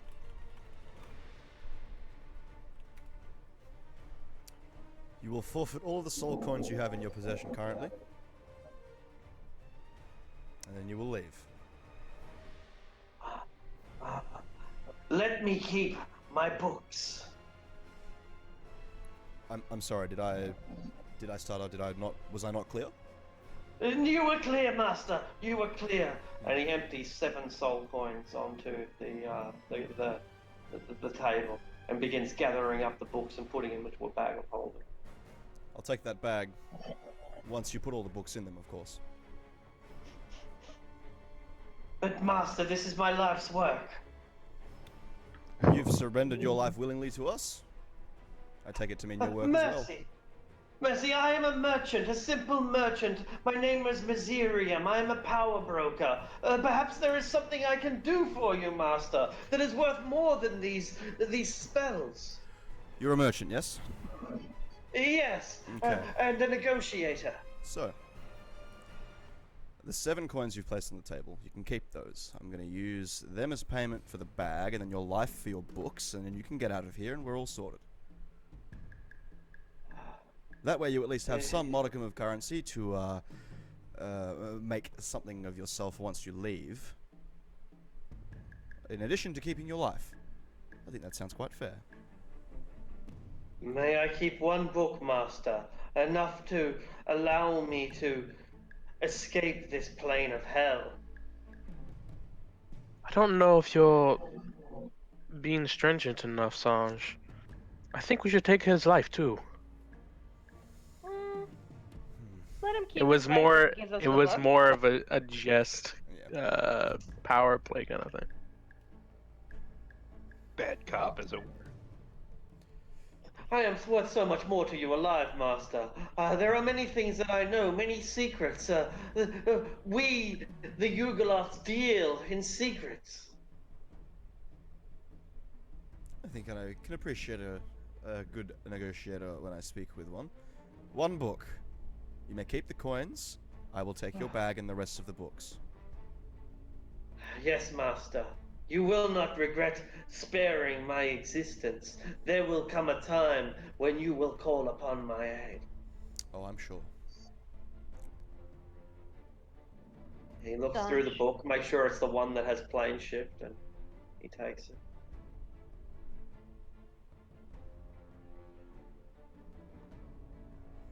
Now go. Yes, Master. He sneers at Valeria and shuffles away out into the tower and walks off into the blistering sandstorms of hell. I make a half gesture with the pale blade, like I'm gonna chase after him for a second, but I don't actually do anything. You jackally.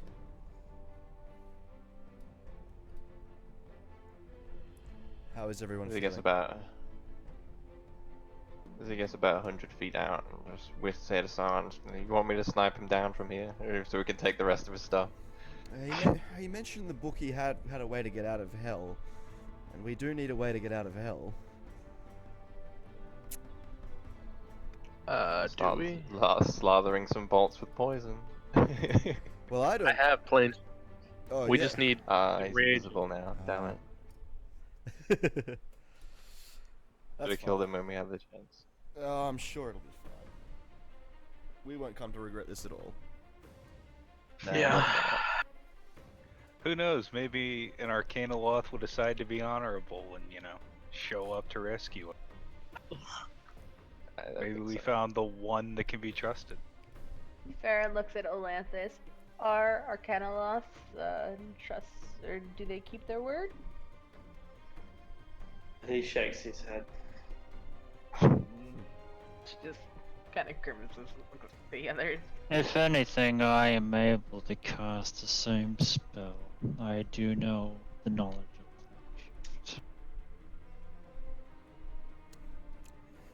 How'd it work then? Let's just strip this place and get out in case he goes and gets friends. Alright, so with that bag of holding Arctic, I'd like to just start shoving the books inside what I can. All right. You have every spell in the player's handbook, including plane shift, because he has multiple copies of his spell books. He just needed one of them that had plane shift. So every spell in the player's handbook, and a 10% chance of a spell coming from any other official source. Like, yeah, you understand what that means. Yeah, I of think. course. Yep. Yeah. Does that All include? right. Does it include the like the new psionic spells and so on? I imagine that would be part of the 10%. That's right. That's Yeah, part cool. of the 10%. Yeah, great. No dramas. All right. It looks like you interrupted a meeting. There were the chairs are clearly arranged here in basically a circular fashion with a moderator, presumably the Arcanoloth. 4 different people were meeting here recently, but whatever meeting was going on, you disturbed it, and they got out of there fast. Only the Arcanoloth was left. I wonder Did why these he's there. other plebeians have anything of note on them? Their religious symbols are interesting. If you're collecting things like full plate, the raw material value is pretty good, but they don't have any magic. If that's what you mean, no soul coins. They were actually just lackeys. But 3 of them serve Bane, Baal, and Merkel, the dead 3, some relatively famous gods from the Forgotten Realms. Whereas the Vrox didn't seem to fit with any of them. Vrox are demons, and Bane is a lawful evil god. He works with devils, not demons. So the presence of Vrox was bizarre. Perhaps they were the personal guards or pets of Miserium. But demons make pretty shitty guards, and that would seem to be a poor choice to trust your life to 3 demons. You do, however, find evidence of runes dedicated to Orcus, the demon prince of the undead.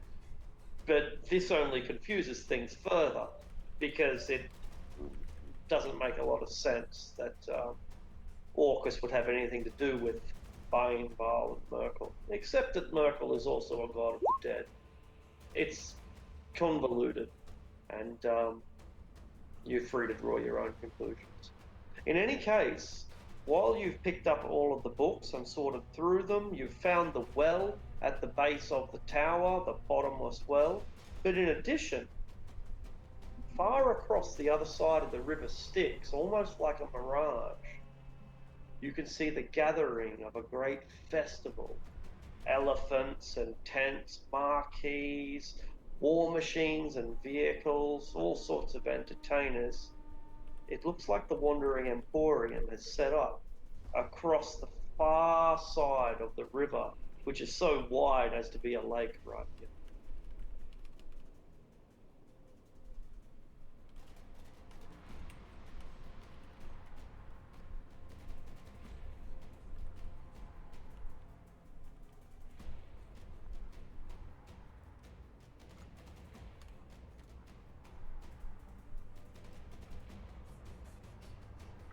You got 2. Hmm.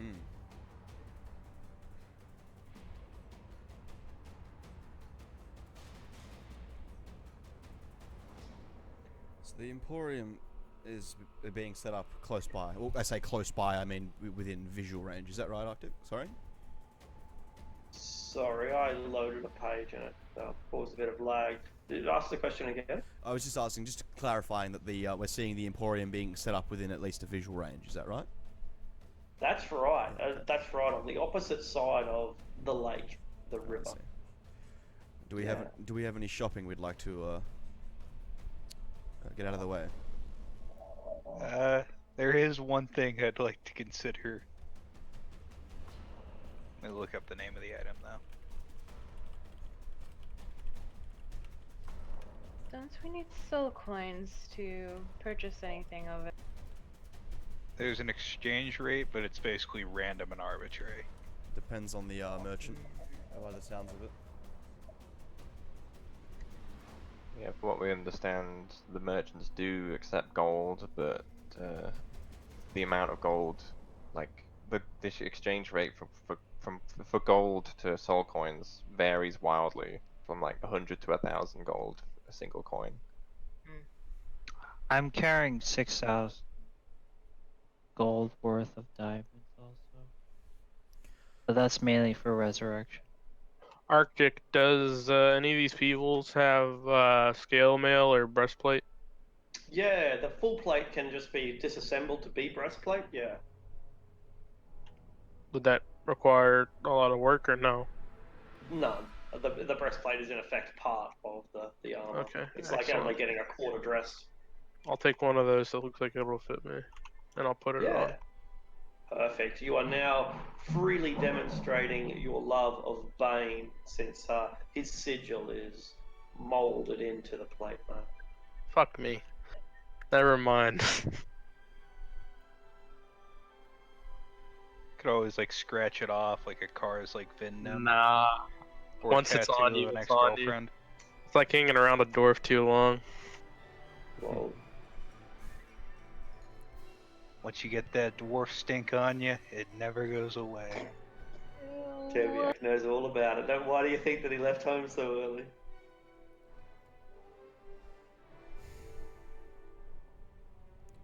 I mean, in all reality, like, it was probably just like Zentarum killed Keviak's parents, and then we're like, yeah, fuck it, he's a baby. But yeah. That's it. We ever tell you about your parents, Keviak? They stank. Yeah, they died like bitches. Oh my Uh, Right, assuming we have no shopping to do then, we should activate this portal and then head back to inform Arkan of our success. There How is much one would thing I want to try to buy. Yeah, same with Farah. Alright. Now, forgive me if this is a bit of a stupid question, Arctic, but I only asked purely because we knew that the little tributary was about 100 feet. Do we have a rough estimate on our distance from the Emporium? Probably about a quarter mile, Yeah. Okay. which is, I think, roughly 1,200 feet. Mm.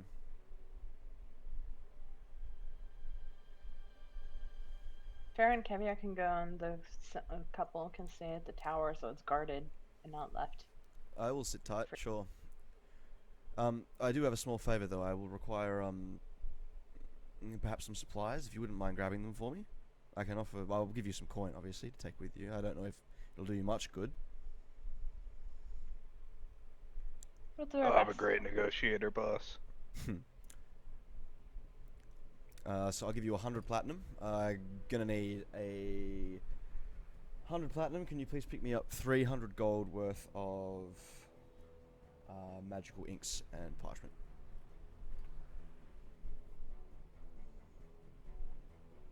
Right.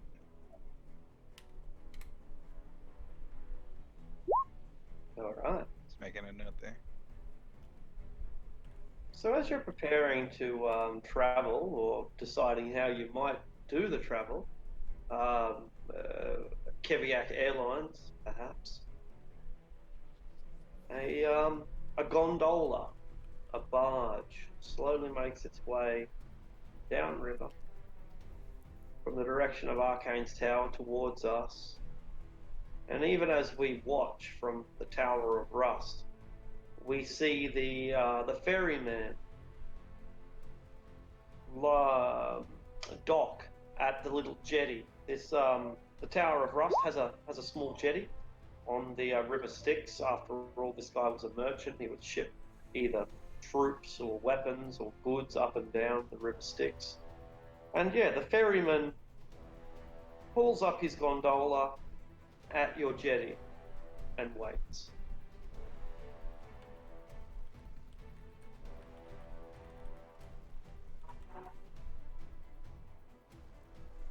I'm not giving that fucker soul coins just to get across a river I can fly over. Yeah, You same with fly over Farrah. him and you just like giving the forks as you go by. Fuck you, buddy! Ain't paying you shit. Scare. Fucking river Styx ferry. It's for tourists. Hey everybody, you want to get ferried across the River Styx? I'll do it for half a soul coin. Put the ferryman out of business. Undercut him. Alright. So you land in the Wandering Emporium. There are war machines here. There is the Arcane Bazaar that sells pretty much every magic item in existence. And all the other things that you could possibly need. Slaves, necromantic rituals, the rare inks that we come seeking, a haircut. There's a lot that can be offered here. But before you really get a chance to get involved, Mahadi finds you. Mahadi is the head honcho of this region. He looks like a human man. He dresses in the Kalashite fashion. He has a winning smile. And he's probably about 50, 55 years old. At a guess, bronze skin.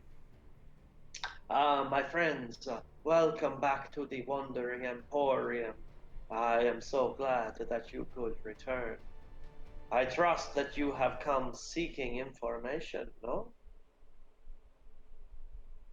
Nah, we're just on a shopping trip. I may actually have a question or two. Well, I am glad because I am the main purveyor of secrets within Avernus.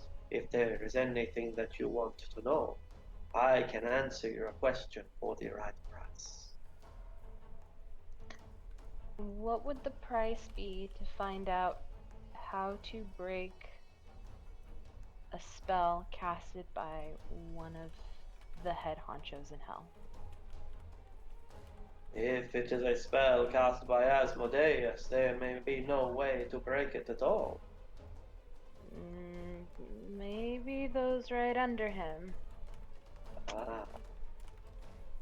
Well, I think that we should get the negotiation started at a single soul coin, and then we will see just how much more you want to know. Where is the exchange for soul coins and gold here? You can ask around, and he points to a couple of places where they might exchange them.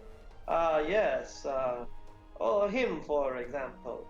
And he points towards an old hobgoblin warlord that looks like he is one of the few goblins that gets to retire. And he says, Vango might offer you some sort of arrangement, but I would not trust him myself. Who would you trust then? Oh, do you not have any soul coins yourselves? You have been in the wilderness for some time. Have you not managed to seize some through violence? She grins, but we have, but this is more personal, and I am not going to ask my group to fund this. So, I guess would they, if they, I didn't. No one said loot anything. There are other prices that I will accept. I am What? open to negotiation. Perhaps a favor?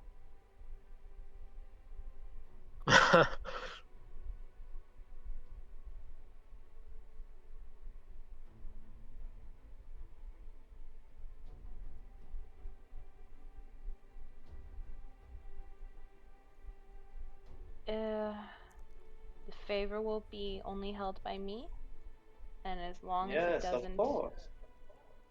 as long as it doesn't deal with injuring or hurting innocent lives, I am willing to, and it doesn't put my party at risk, I am willing to do a favor that you ask. Of course, my dear, of course. You will not find many innocent lives in Avernus. Then we are agreed. A favor of my choosing at a time in the future that does not harm innocents, nor those friends that you call your party. And I shall tell you the answer to your question.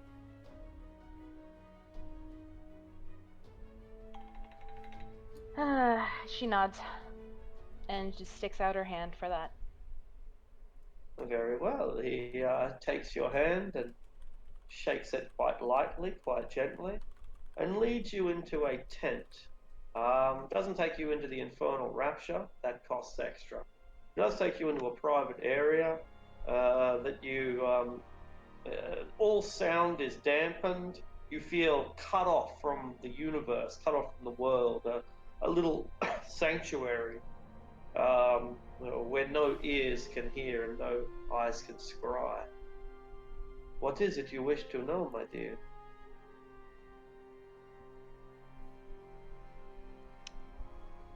The fallen angel Zariel is keeping someone alive for her whim, who knows what. I am looking to break it. We tried to remove curse and it didn't work. So I'm asking if you know of any other options to break her hold onto someone's soul or life. Yes. Yes. There are two ways. If Zariel should find her own sword, she may remember who she was and what she has become. And she may find mercy in her heart and forgive those that she has wronged. But that is an unlikely story. Alternately, if your friend can bathe in the beaches, the sea water that laps against the edge of Mount Celestia the purest of the planes, then he will know life again.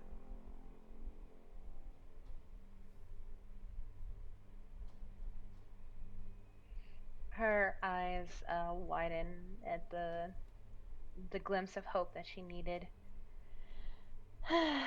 Okay, and your request? I have not decided yet. I will tell you when I have need of you. But I had thought that you would ask about the Tower of Rust. Uh, I thought that that was why you had come here. No. Is there something I should know about it? Without a Perhaps, cost? but it would cost more. Of course.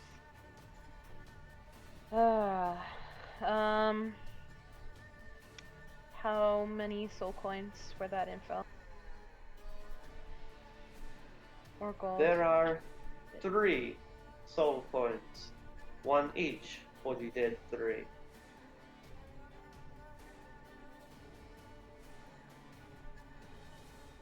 How long will the Emporium stay here? We move on when we desire, but it takes time to set up the tents and to disassemble them, typically several days. Excellent. I may take you up on the offer within 24 hours. I do not hold the soul coins, as you can probably guess why. So thank you for informing me of that possible exchange. And she gets We run a very secure ship at the Wandering Emporium. We have extra-dimensional spaces which exist outside the boundaries of hell. If you should have need of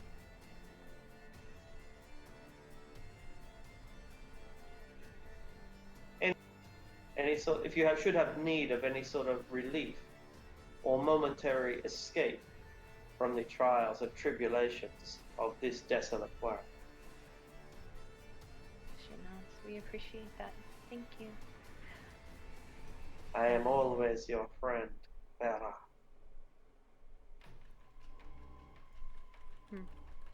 She kind of squints her eyes at him. Does he know more about her than he lets on? He said that he knew everything that there was to know in the Avernus.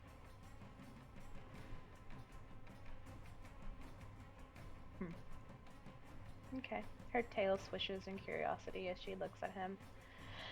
I guess, just curiously. She gets up and she bows. I shall find my short friend now. We're looking for inks and parchment. As for him, I don't know, probably some more alcohol. All right.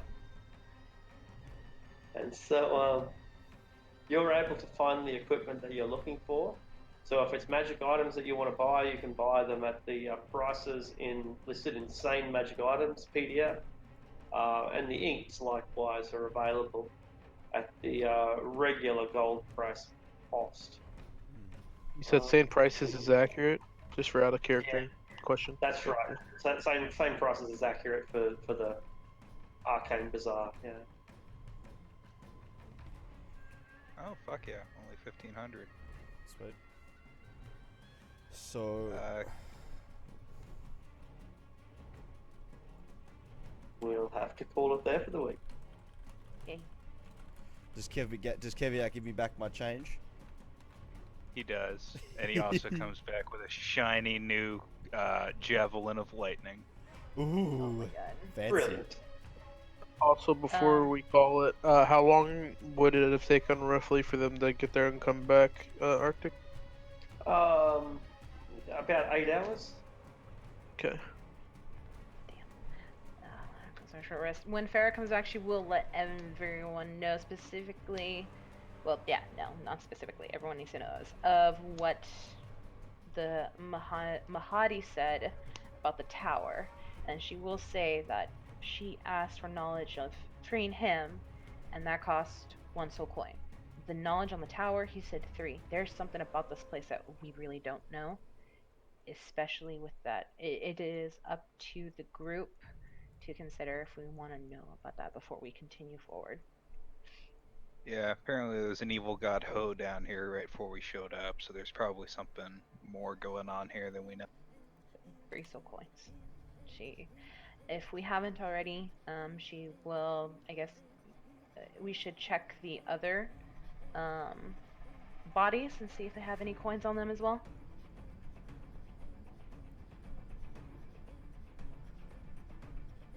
I think I did. He didn't mention anything about it. Yeah, I think he said no soul coins. These guys are like humans who showed up. Worthless. Yeah, I mean, just what? bodyguards. And for those of us that didn't go to the bazaar, would it have been a long rest, given that it was an 8-hour period? The short answer is yes. Well, maybe we can address that Yeah. next session. It is a long rest, but it's a blisteringly hot day, 60 degrees. The sky stinks, and so on. But you get your rest in.